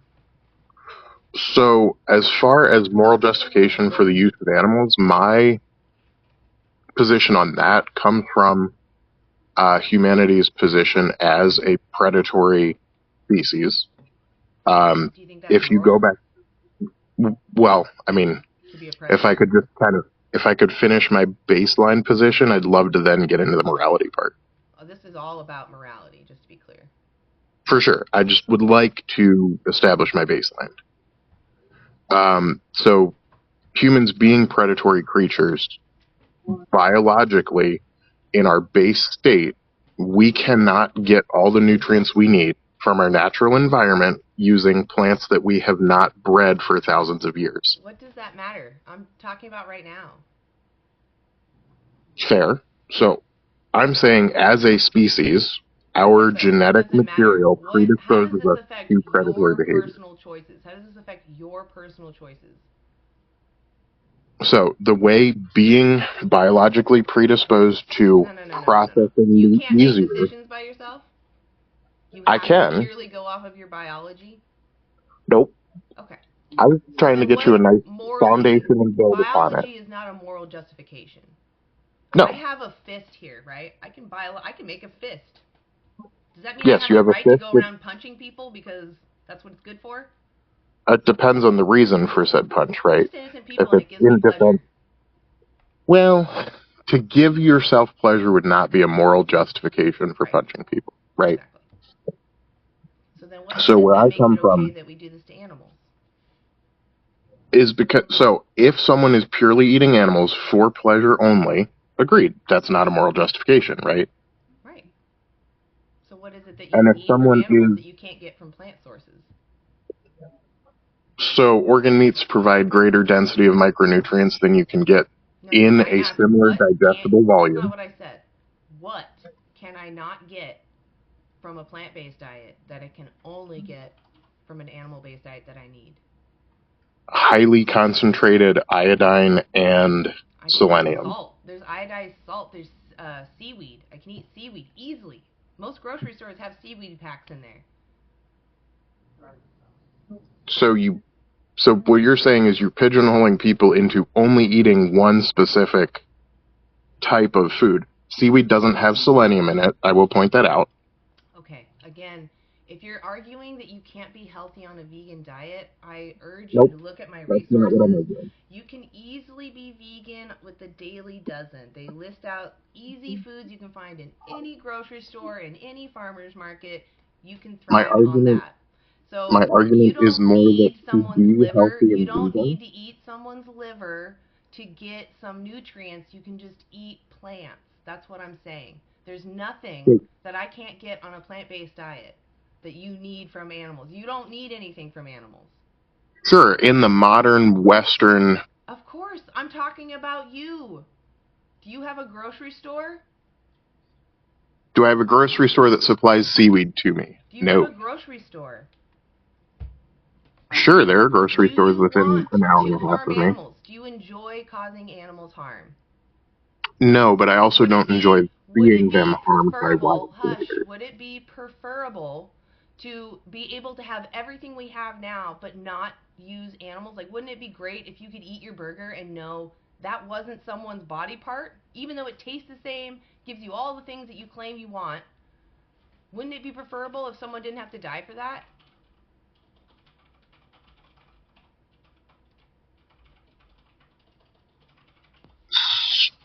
Someone? Would it be preferable if the cow didn't have to die for your burger? I wouldn't agree with you there because I have two burgers here. They taste exactly the same. They give you the exact same nutrients. This one was not made from an animal. This one was. Which one are you going to choose? I mean, if they're the exact same, how do I know which one is different? I'm telling you. Or is it This one is not made from animals. This one is. And they're the exact same. But see, that's a false choice because they're not the exact same. One of them is really disingenuous.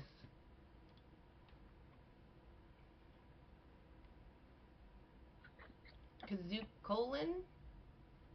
Is that right? How do I pronounce your name? Hey, how's it going? Hey, how do I pronounce your name? Cusco, like the Emperor's New Groove. Got it, Cusco. Right on. And then, are you over 18? I am. Right on. Okay. Should you respect consent? Yes. Okay, good. Does lack of consent equal consent? No. Cool. All right. So then, I assume you meant with humans. Do you feel the same for animals?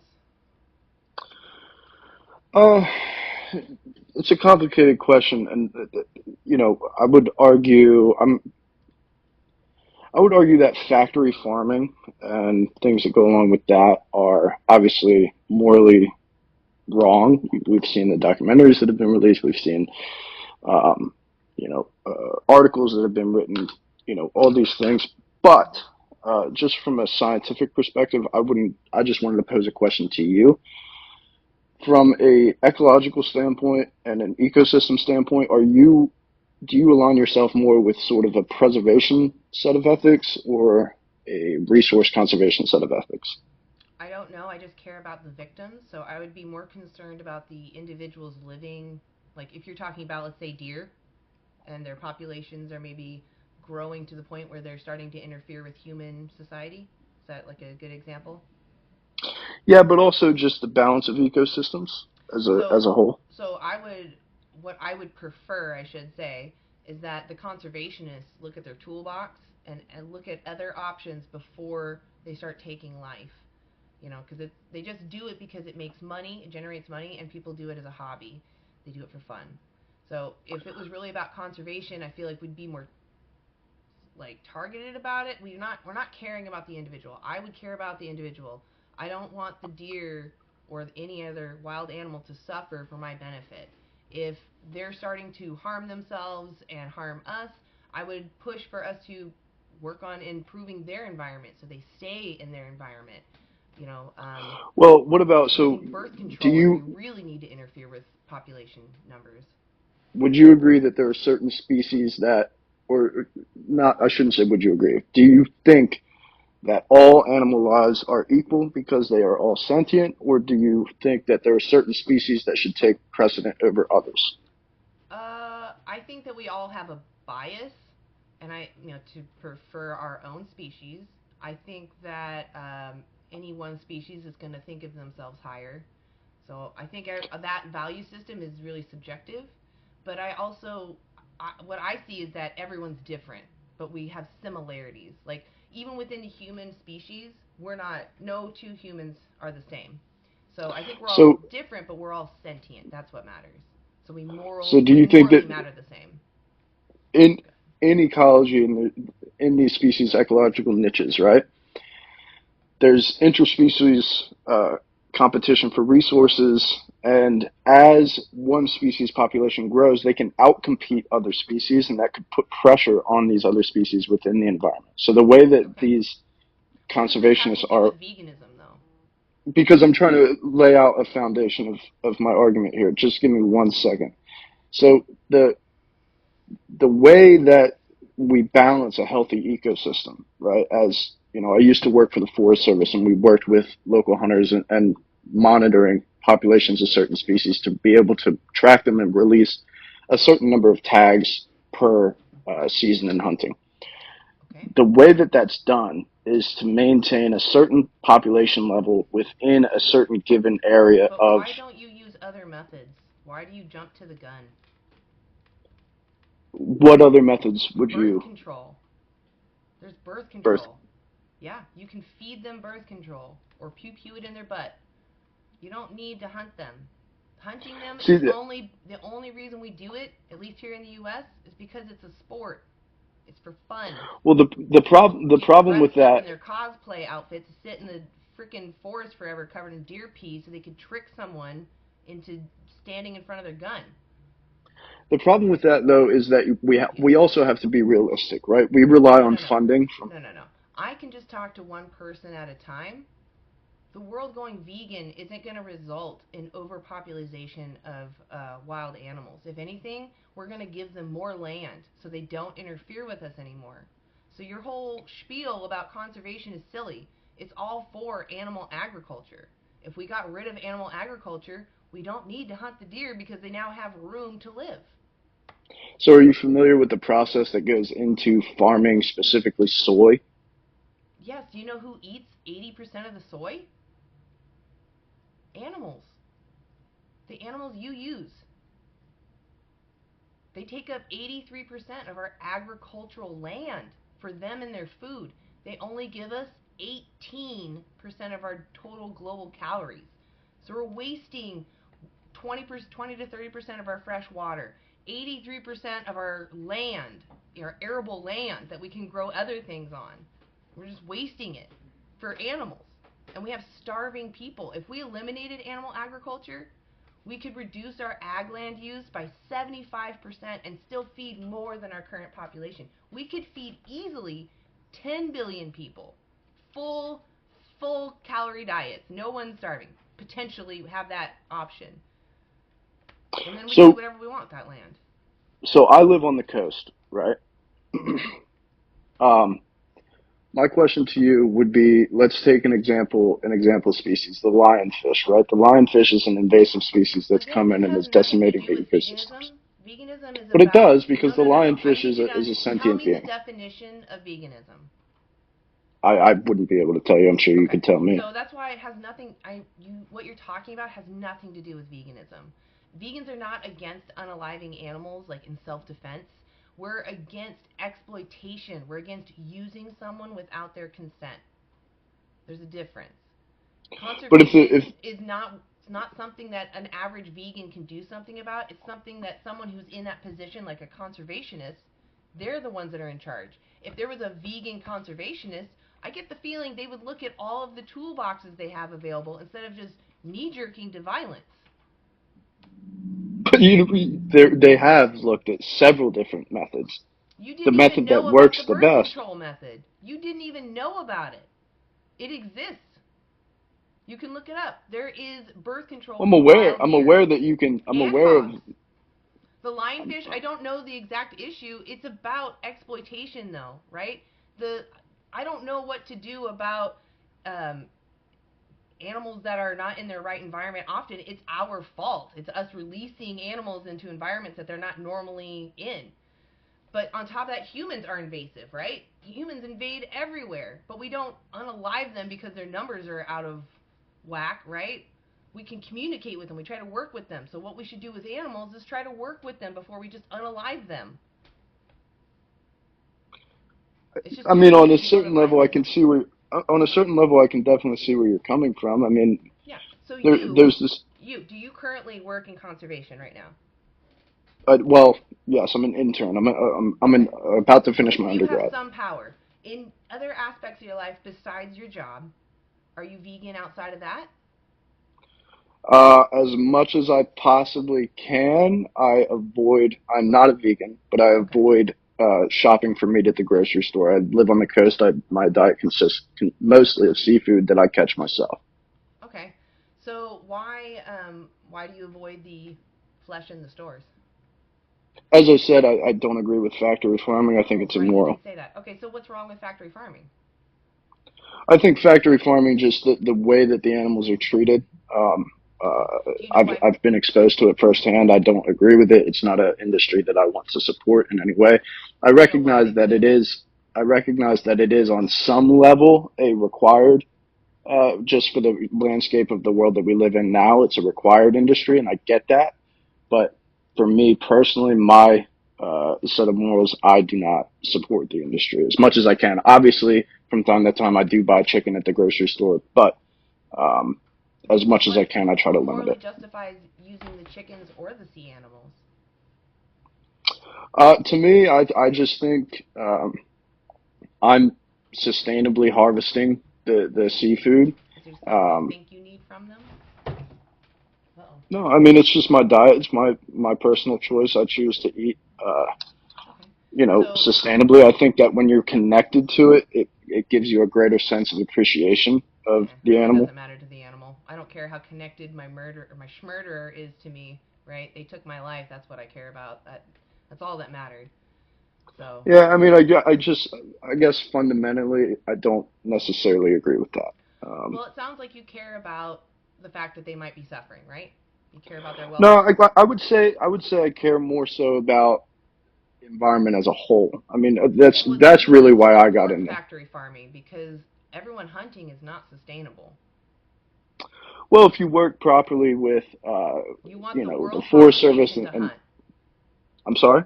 You want the no, obviously that's not realistic, right? And that's what I told. And that's what I said is on some level, unless we all did go vegan. If you found out that you could thrive without using any animals, would you go vegan? I mean, I've been open to the idea. I've been vegetarian before. I've gone through stints where I've been vegetarian, where I've been pescatarian. I even went through a phase for about 6 months of being a vegan. I'm sorry? Is it just about health? Like, I just don't understand why you keep trying to do these elimination diets, essentially. Yeah, I don't know. It's just sort of testing the waters, see if it's something that I could... I'm sorry? Do you think that it's just healthier? Yeah, I guess you could say, like, sort of a cleanse, like people would go on, like, a juice cleanse, right? Does the fact that someone has the capacity to suffer, do you think that grants them moral consideration at all? Yes and no. If I had a homeless dog that no one cared about, I grabbed them off the street, and I decided I'm going to use them for exercise, I'm going to kick them for exercise. It gives me entertainment, and it feels good. Would you think? Yeah, but I would argue that is intentionally causing suffering versus humanely dispatching an animal. You're taking someone's freedom and removing their head. Well, because I see what you're getting at. The baseline is that all violence is violence, right? I get where you're coming from. Yes, it is that violence is violence, but I'm saying that what matters is the subject that's having the experience. So the dog has an experience, right, of me kicking them, and that's not right. But that's long form suffering, right? That's not just that's what I'm saying. Harvesting. They don't want that. I should respect their consent in the fact that they don't want to experience harm for my benefit. I can Right, kick but something also out. if you had a dog, would you be willing to feed the dog meat? You can actually feed dogs a plant-based diet, and the studies have shown that they're as healthy, if not more healthy, because they had fewer vet visits. So, do you have a link to that? Any of I those studies? I'm on Web of Science now. I could look it up. Okay. I don't have it off the top of my head. Give me a second. I just have to open Dog up my plus. studies. Oh, that's not it. I'll just look up dog plus plant plus diet. Yeah. A high fiber diet responsive case in poodle dog with long term plant eating behavior. Maybe it's in my files then.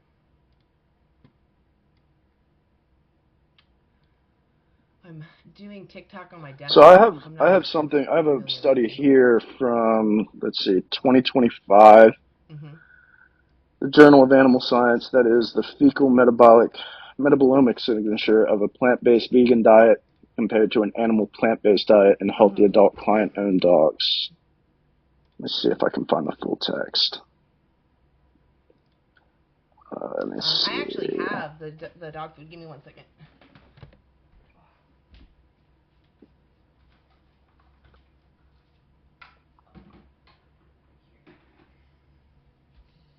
I have another one from 2018. It's just the plant-based diets for dogs. Sorry, I couldn't hear you for a second. So these ones actually have the, where is it? It's on this one. The AAFCO seal of approval on them. Let's see if it's backwards or not. I don't know if it's going to let you read it. AAFCO, which is... Yes, I do see that. They are the ones that are in charge of making sure that these foods meet their needs, the dog's nutritional needs. So I have these two brands. I'm pretty sure there's more out there. There's Evolution and Benevo. Sorry, I'm turning it weird. There we go. It's hard because it's kind of reversed on me. God damn it, it's stupid. If I go like this. There, you can kind of see them. So these are the ones that are safe to feed your dog because they've been approved. They meet all the nutritional needs for dogs. And these are actually okay for cats as well.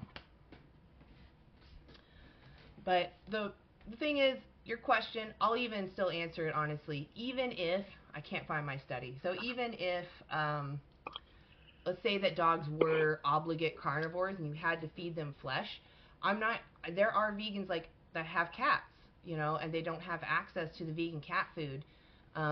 I don't hold it against them for them to feed those animals, but I wouldn't encourage them to go to a breeder to continue to ask for more cats to exist. Unfortunately, cats and dogs have been bred to be domesticated, and they depend on us, and we have to take care of them. What I keep pushing for as a vegan is that we get lab-grown meats, because I know cats specifically can be really picky with food. So I really want the lab-grown stuff to come over and take care of all the carnivorous animals. There's even animals in zoos, right? There are some vegans that I don't think it's vegan, but talk about culling carnivores, and I don't think that's moral. I think that animals are moral patients. They don't really know what's right and wrong. They're just doing what's natural to them to survive, and it's not their fault that they were born this way. Yeah, I think we're just coming at this from... I actually don't think we disagree a lot. I think we both kind of have similar senses of right and wrong. I think that I'm coming at it from a perspective of an environmentalist, and I'm thinking more so on the grand scale of ecosystem health versus... So, my question to you would be, do you think that all species in the world have a right to life? And if you do, specifically, I'd love to know about mosquitoes, because there's a lot of talk in scientific circles about, and going on right now, about the eradication of mosquitoes, and there's a lot of support behind completely I don't think people making them understand extinct. Mosquitoes, for instance, the females are the ones that bite you, and they only bite you when it's mating season or something like that. So I feel like mosquitoes are highly misunderstood. If we were taught the benefits that mosquitoes provide, we would probably respect them a little bit more. But that's the thing is in a lot of biological circles, the consensus is that mosquitoes really offer nothing to the environment. They are strictly parasitic animals that contribute a lot to diseases. They contribute a lot to. So do humans. Yeah, no, I completely agree. Yeah. But So humans, on my some point level, is, contribute positives I don't think to. we should eradicate anybody. I think that if anything, if we feel that they are such a danger that their numbers need to be drastically decreased, we can intervene in some manner, but try to keep it peaceful, like birth control. It's not, again, vegans are not against self-defense, right? We're against exploitation. I don't see a living being as a resource for me. If I need to protect myself by unaliving someone, I will do so. But it's not going to be what I want to do. I don't want to go out and unalive someone. So it's about my perspective, you know. I'm not going to go after mosquitoes just because I get bit every once in a while. Yeah, I mean, I agree. As far as disease, I would hope we'd try to find some other way of managing that. Maybe we could, you know, I don't know, help people have healthier diets and access to medicine. I agree. That's certainly a good, perspective to have. But I think, just my question would be: do you think that in these ecosystems, right? Let's say in a coastal ecosystem, in a coral reef, right? If a predator is introduced or a predator emerges that is this extreme hyper predator, and they are hunting other species to extinction, do you think that is a natural process, and that human beings should not interject, and those species were meant to become extinct? Nature should grow and die at its own pace, whatever it wants to do. That's nature. I think humans muck it up, and the only reason that we intervene is actually for our benefits.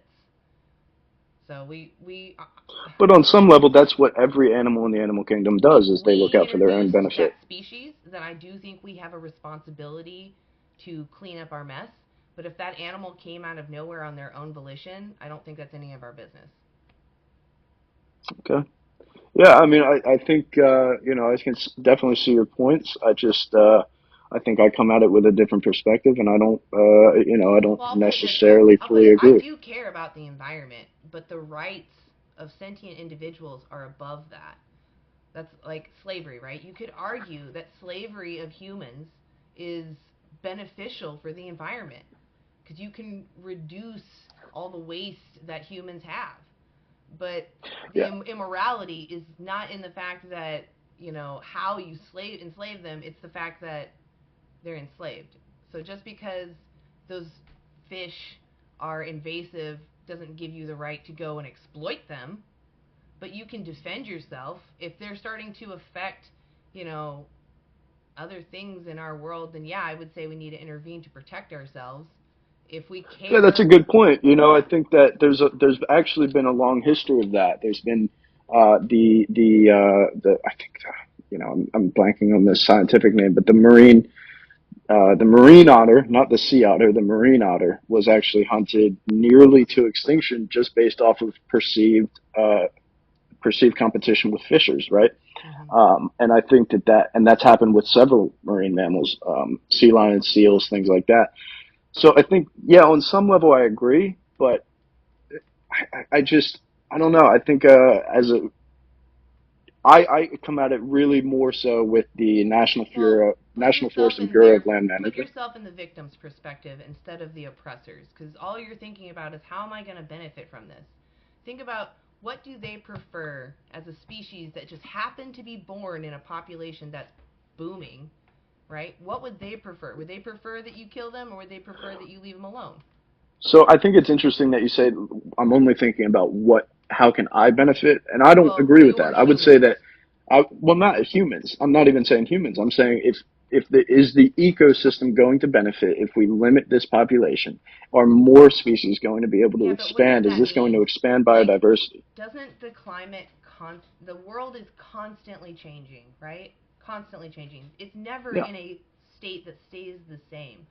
So I feel that humans kind of romanticize the way that a place looks and how it's nostalgic for them from their childhood, and they want to see it preserved. And I have no problem with maintaining ecosystems, but it does feel like we most often don't care about natural systems that are happening and what the animals prefer. We just care what we prefer and the aesthetics of something. So Now, I understand. it's not really about aesthetics, right? It's more so about trying to maintain biodiversity and also trying to Well, support as if you want many to do species that, as possible. yeah, if you want to, the best thing you can do for biodiversity is to advocate against the animal ag industry because they're the leading cause of why we have biodiversity dropping. We have to wipe out the areas to make the fields or where they're gonna, be in a pasture. This is something that we definitely agree on. I agree completely with that. I agree Yeah, so you said 100%. you said that you don't buy. You said only what you eat are the seafood and the chicken every once in a while. But the whole point is, I understand you have this environmental perspective.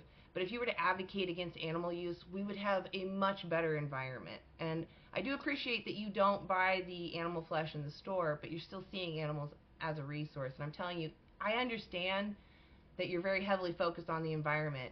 But again, slavery could improve the environment, but still immoral because there's a victim.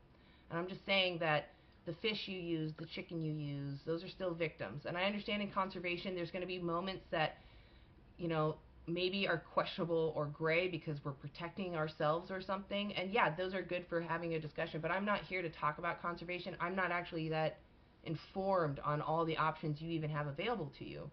So all I can So do is if say I could, respect the individual. if yeah, I get it. I get you. If I could, there's a couple of authors that maybe I think you would really enjoy. I mean, I don't know, Yeah. but you could look up Emerson Thoreau and Muir, which is Emerson is spelled the common Emerson. Thoreau is Thoreau, and Muir is Muir. You can look up any of those authors they're reading, and I think that's going to align a lot with sort of your sets of values, the Okay. what I would consider like sort of preservation ethics. Um, and Well, thank maybe, you. you know, if just to get this sort of environmental perspective, and I absolutely understand where you're coming from, and on some level, I definitely agree. But Yeah, I yeah, look, definitely hear a lot of this. Yeah, I do yeah, I tend to think agree with a lot of things you're saying. yeah, I just yeah, I don't know. I think at the end of the day, I still kind of stand firm in my beliefs, but it was a Well, pleasure so talking to you. aside from the conservation, I would ask that you just focus mainly on your choices that you have available to you, that you have power, because you have a lot of power. And maybe look into the resources I have above me. You can look up nutritionfacts.org, and they have an easy checklist to make sure you get everything you need in a day, and maybe that might open up food options to you so that you don't, like if you eliminate fish or chicken, you can find something else that will replace it that will still meet all your needs. And then what's the other one? DominionMovement.com. Yeah, so that one is about just those standard practices. So every time you pick up those chickens, even if they say cage free or humanely raised, you'll know what that label means after you watch Dominion because they go over that. Because there is a definition of a threshold of what is allowed under that label. And yeah, in general, it just shows you that there is no right way to exploit someone, but it also just kind of lifts that veil so you're not being hypnotized by corporations. So. Yeah, absolutely. And then yeah, another great book. I have it here. Yeah. If you want, Silent Spring by Rachel Carson. I Okay. think is a really good book. It shows sort of the downsides of farming both vegetables and also mostly vegetables because it's really sort of she's geez, I'm having a brain fart right now. She is kind of downplaying, not downplaying, but sort of condemning. That's the word I'm looking for. Condemning the use of pesticides, specifically DDT, which ultimately was Yeah. banned after she passed away. But Oh, okay. Yeah, I was gonna say I remember Silent learning Spring, about DDT in high school. yes, it's a great book. It really, I think, it's sort of credited with starting the environmental movement. Sure. Really a great book, very well written. Rachel Carson is highly respected, especially in our circles. I'm a marine biologist. She was a marine biologist. She's very highly respected. So I definitely recommend that book as well. Okay. I would also for you look up the term like veganic farming, because there are options. Veganic farming. Yeah. we can grow without using animal inputs or chemical insecticides.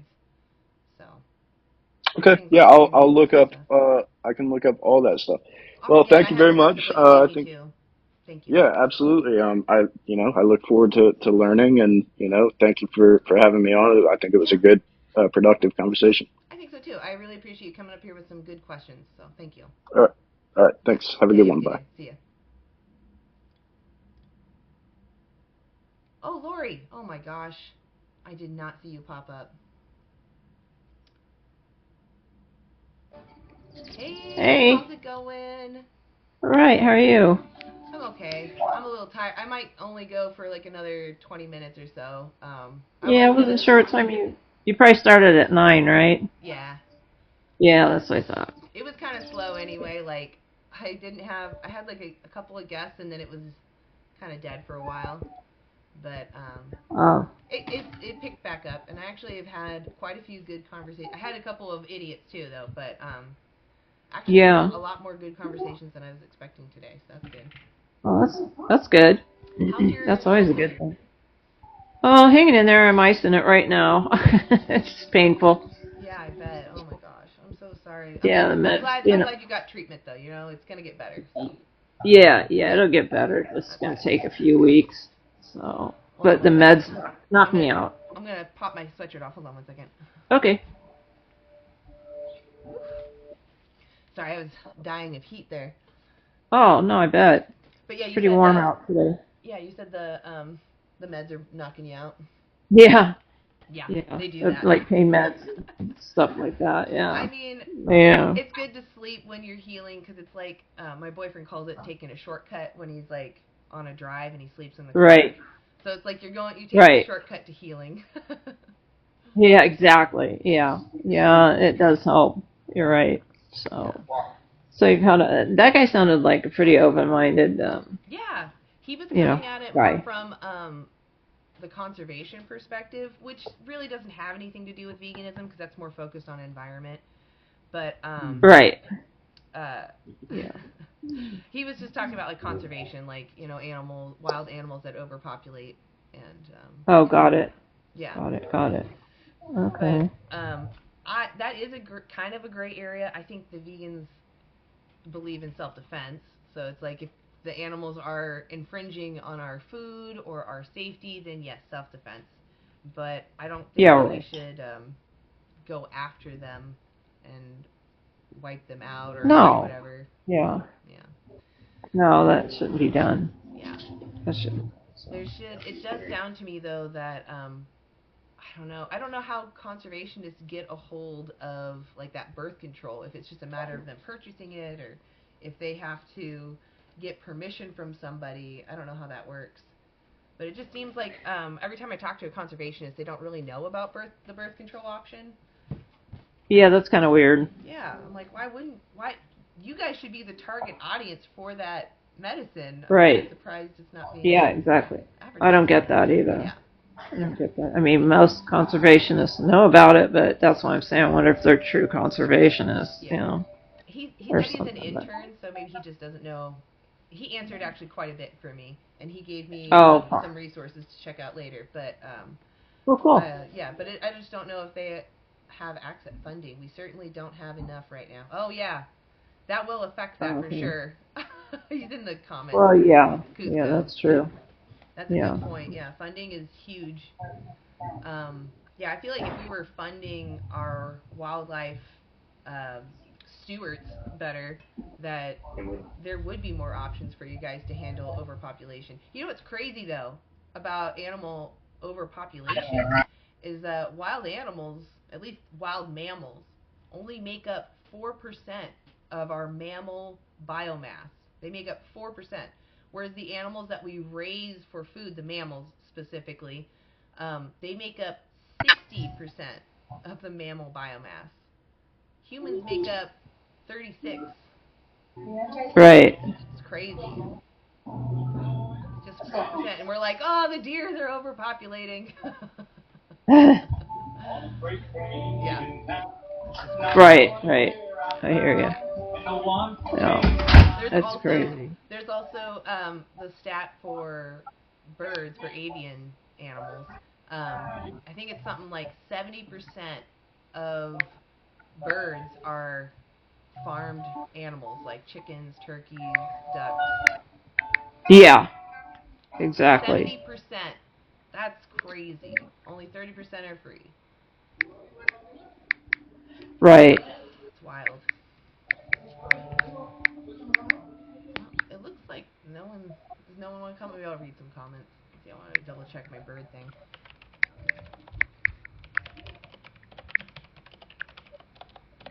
Also, someone said, thank you for taking on information. Yeah, I always want to learn more, especially because I just want to understand how systems work around me so that I can better stand up for the animals, because they're innocent. They don't know what's going on. I mean, they do, Right. they do know what's going on, but they don't understand why. So. Right. World. Let's see. Let's see if I flipped it or not. I'm pretty sure it was. Whoa, ho. Oh, that's not what I wanted. Yeah, I can't hear you very well. Am I quiet? Your voice is low, yeah, or the sound is low. I don't know if it. Now I can hear you better. Yeah, I can hear you better now. Okay. I do have a different system set up right now. Here, I'll turn my. Oh, okay. Is that louder? Yeah, I know you're fine. Yeah, okay, that's better. That's better now. Good. Okay. Yeah, I have all these little, all these doohickeys that I can move up and down, and little buttons I can push now, being on the desktop, and I'm like, oh my god, I'm overwhelmed with all the buttons. Right. Oh yeah, because you're setting up your stuff. Yeah. I was right. 70% of all birds on Earth are farmed. Okay. I was worried that I had messed up that stat. Yeah. No. My science denier. I'm not a science denier. I follow science. Right. To when I was talking about biochem. Holiday. I don't know what you're talking about. I don't need to hear about biochem though to understand that animals suffer and that we don't need to use them. Oh, Pixel, calm down. That's right, kid. Yeah. Just put him in a little 5-minute timeout. There you go. Yeah. It's like school's out. Exactly. I don't know if it's out for everybody, but it's out. Yeah, that's true. It is out over here too. We actually, I do have some kids that do not ding dong ditch because I don't have a doorbell, but they knock. Oh yeah. Run. And it's so funny. They're like, I don't know, maybe 12 years old. And when they knock, yeah, they're still doing it. When they can't believe it. They run under. There's a lamp on the street. Uh-huh. They just run directly underneath it. I'm like, well, they don't think you can see them. I guess not. They're like, she's vegan. She can't see in the dark. That's funny. That's funny. Yeah, it's pretty funny. Yeah, right. Your eyesight's bad because you're vegan. So bad. Yeah. I don't know if they know I'm vegan. It does say, I have a sign out there. It does say animals have rights, but it's a long sign under a bunch of other things listed too, like there's no such thing as an illegal human, all humans have rights, that kind of stuff. Right. So I don't know if it's because I'm vegan that they come and knock on my door, but that's funny. I do live right across from the school though, so I feel like it's a convenience thing of just where my house is located. Yeah. Yeah. I hear you. Oh, that's funny. With vitro and silicone testing. Yeah, King Boo, I don't know. Oh, nice, okay. Weird. Oh, I didn't bring him up. Oh. I didn't. Someone brought him up. Can I help you? I know he was waiting before, but... Yeah, someone invited me up. Oh, okay. Are you over 18? Yes. Okay. Should you respect consent? Yes, when it comes to humans. Okay. And does lack of consent equal consent? No. Right on. So you said it's for humans. Why is it different for animals? Because we're above them. Okay. And we can prey on them. I'm above a child. Can I take advantage of a child? Yeah, but you're equal to a child. All humans have the same rights. I'm not Maybe not mentally. Right. Well, even mentally, it doesn't matter mentally. I'm saying that the kid is below me as far as power goes, right? I can dominate them. Okay. So that's your argument. Are you comparing a child to an animal? I mean, they're very similar. Yeah. I don't think so. What about a child that will never reach adulthood? What does that mean, like physically? Yeah. Or mentally? Like maybe they have some condition that they're going to die young. Should we exploit them while they're alive? How does that compare to animals? I mean, they're not going to live to be moral agents. They're just going to forever be moral patients that I can dominate. Where do animals have morality? It doesn't matter if they have morality. Kids don't have morality either. Yeah, but you're conflating two things. Humans and animals are separate. I'm not conflating. Yes, you are. I'm asking you to answer a question. You can't even answer it. Why is it immoral for me to exploit a child that's not going to meet adulthood? Because there's a difference. They're humans. No, you're not answering my question. Why is I it did immoral? answer it. No, you said there's a difference. I'm not giving you an option. I'm saying, why is it immoral for me to take advantage of a child? Because they're human. Okay, what about them matters? It's that simple. They're human. If you don't respect human nature, then you're flawed. I have an unalived human, and I've got an alive human, and they're both in a burning building. Who are you going to take out of the fire? The one that's alive, duh. Right. Okay, so what is it that you value about that human but not the other human? That the human was alive. That they were sentient, right? I didn't say that. Don't put words in my mouth. I said they were alive. Okay, so you just care. What if it was like a brain-dead human and a fully cognizant, aware human? Who are you going to save? And I'm saving one? Yeah, I'm going to save the one that can move. Okay, so is it because you care about the individual that is having an experience?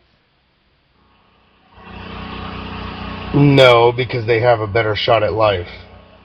So what? What does that matter? So if you had an unconscious human and a dog, who are you going to save? The unconscious human. Right. So what is it about humans that you like so much? Well, the fact that we're intelligent, we rule this planet, that we're all... Human is not intelligent. Okay, so we have souls. Prove that we have souls. Prove that we don't. That's the negative. You're the one that makes the claim that something exists. That's your job to prove. Well, how are we equal to animals then? You can't prove that we're equal to animals. We're above them. We're sentient. Prove that they're sentient. Okay. Prove that they even have a thought. There's the Cambridge Declaration of Consciousness and the New York Declaration of Consciousness. They go over thousands of studies that prove animals are sentient. And in that same study, they proved that plants are sentient too. They did not. You didn't. You yes, clearly they did. Okay. Plants aren't sentient. Yeah, plants are not sentient. They don't have a brain or a central nervous system. If you read the studies, you would understand that. So what about all the, what is it called? Got me flustered. The mushrooms and all that stuff, the mycelia, they're all connected underground. That doesn't make sense to you as a living creature? They're living. They're not sentient. There's a difference. So they don't communicate with... Can I finish, please? So they don't communicate with their young, and the young don't grow right at their roots when they drop off the tree through the mycelium? It doesn't matter that they can communicate. Intelligence doesn't equal sentience. How do you know that they're not sentient? Look up Debunking a Myth, Plant Sentience goes over the last 50 years of studies. And there's people studying it right now. Okay. This goes over the last 50 years of studies that look at plant sentience, and every study that said a plant might be sentient has not been reliably repeated. Every study that says these reactions are just reactions to stimuli, those studies have been reliably repeated. So that's all under Debunking a Myth, Plant Sentience, or Plant Consciousness, I'm sorry. Debunking a Myth, Plant Consciousness. Animals are conscious, plants are not. That's your belief. No, I just quoted you science. Prove it. This is evidence. Get out He of here. just did. Oh my God. Really not listening. just gave you the No. studies twice. Right. Go look at them. Right.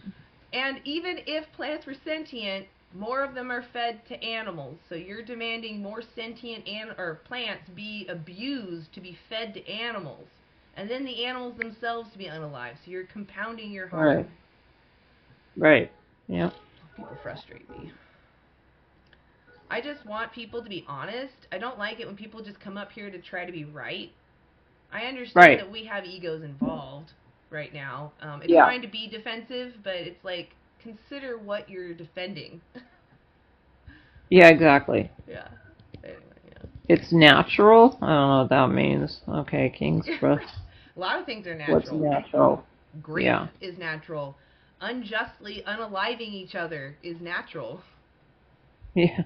Animals do it all the time. When they're bringing up Holiday, no, she doesn't. She doesn't just kick people. She kicks people because they just go around in circle jerk. They don't listen, and they don't want to learn. So if you want to say something, Holiday, come on up. Yeah. Come on up, Holiday. What science did that guy say? I was the one quoting science. I was the one. Right. He said no study. He just said, oh, in that study, they said plants are sentient. And I'm like, you're making things up because they didn't.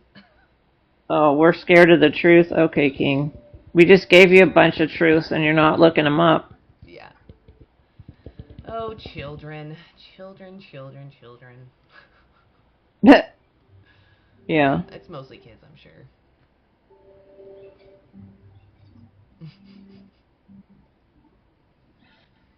You heard of nuance?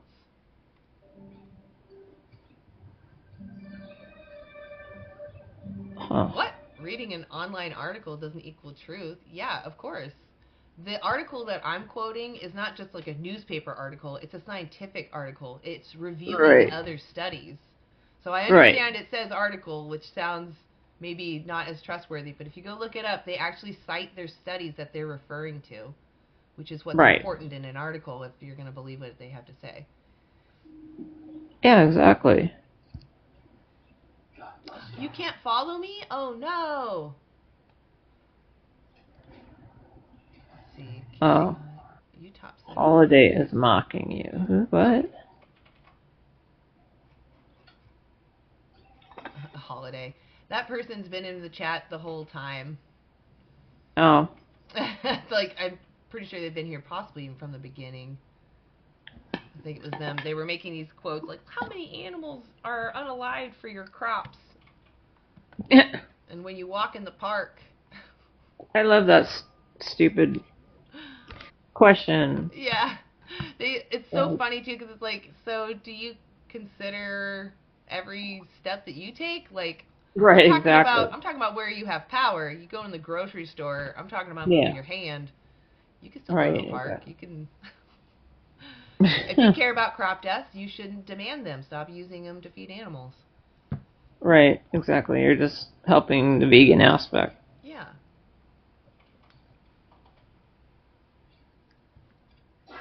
Yeah, you can't click on the links on my background. They're just text. Yeah. Oh, you were only here 10 minutes ago, huh? Well, you have the energy of someone who was here earlier. On a holiday. Yeah, just come on up, Holiday, if you want to talk. Come up here. You have a lot to say. Why don't you express it up here? It's a lot easier. Unless you're under 18. Right, especially for somebody who's only done 10. Yeah. Good for you, Garrick.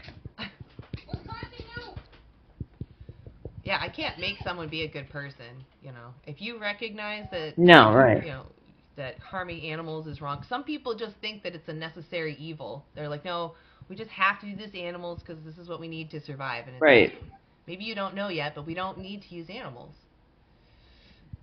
Oh, okay. Yeah.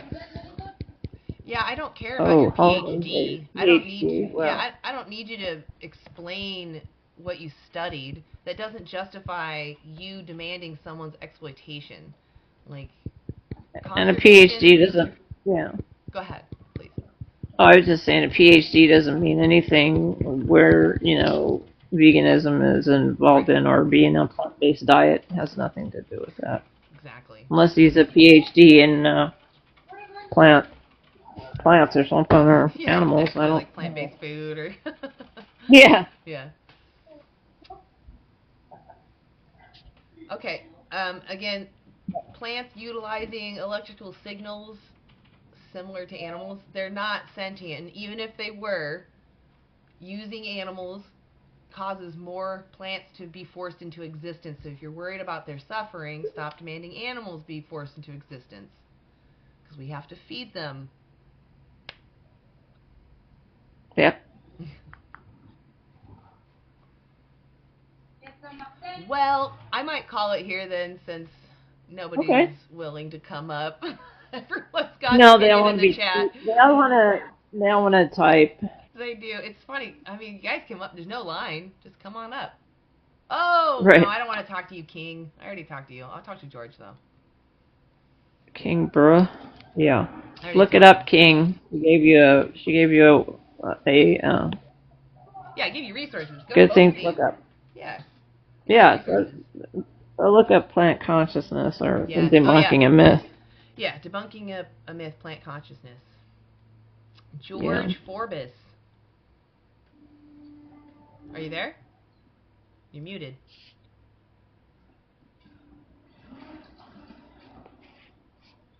Oh, no? You can... Oh, okay. Okay. Are you there? Yeah. Oh, George. Your I'm kid. so sorry. Yeah. You can ask your question in the chat, though. I'm totally okay with answering questions in the chat. I just don't feel comfortable talking to kids on the internet. It's just... She won't kick you unless you want to be stupid, Holiday. Yeah. Come on up.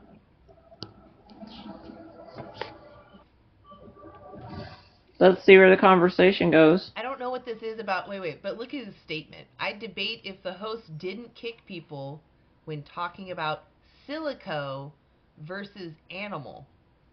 Yeah, I don't. I don't know what that means. I'm not talking about silico versus animals. I'm talking about plants. Any vegetable you prefer that's maybe more local to you, you can eat that. Right. I don't understand what silico is. I've never even heard of that. I don't know. It makes me think of either silicon or silicon. Yeah. Like the glass Whatever or the rubber. I don't know which. Right. No, last time I was up, she denied facts on silico versus animal testing. Well, why don't you come up and let me know what that... animal testing. I got you. Yeah, okay. Yeah, we're not for animal testing either, so... Yeah, he's trying to say that the efficacy is still there, even though 96% of the studies used on animals that did pass animal tests failed in human tests. So animal testing is just a huge failure, and I think he was trying to say that the alternatives still are even worse or something like that. And the point is... Same talking point last time. Okay, look, the point is vegans don't think that someone should have chemicals rubbed in their eyes or shoved down their throats for our longevity or our benefit. You know? That's not fair. Oh, they're saying no. Not what I said. You used the same talking point last time. Then just come up, Holiday. I Stop know, like, texting. just get up here. Yes, the point is, Holiday, I don't care if it's even more effective to use animals, to be honest. It just happens to be that it's not effective. But let's say it was the other way around. Let's say like 80 to 90% of the tests done on animals did translate into humans. That's still wrong. It's still wrong that we're doing this to someone. Do you see why your point doesn't matter? There's a victim involved. There's a reason why we do this to animals and not humans. Because the animals can't speak. They can't say or stop us. We're literally just dominating them because they're vulnerable to us. So even if it was more beneficial to test on animals, still immoral. Does that answer your question, Holiday?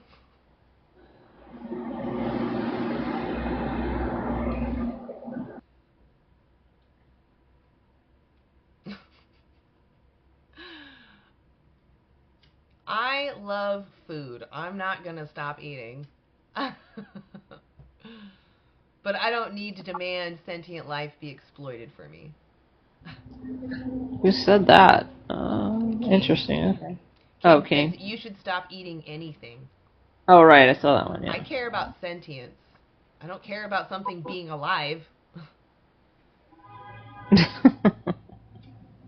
Yeah, exactly, Utops. Utops has got it. All right. Well, we're going to call it. Okay. It's official. I Yeah. appreciate you, Lori, coming up, though. Yeah. No, I'm yeah. sorry. I'm sorry I Don't be missed the sorry. first portion of it. Even if you Yeah. come in at the end, I still appreciate seeing you. I like it. Oh. It's good seeing you.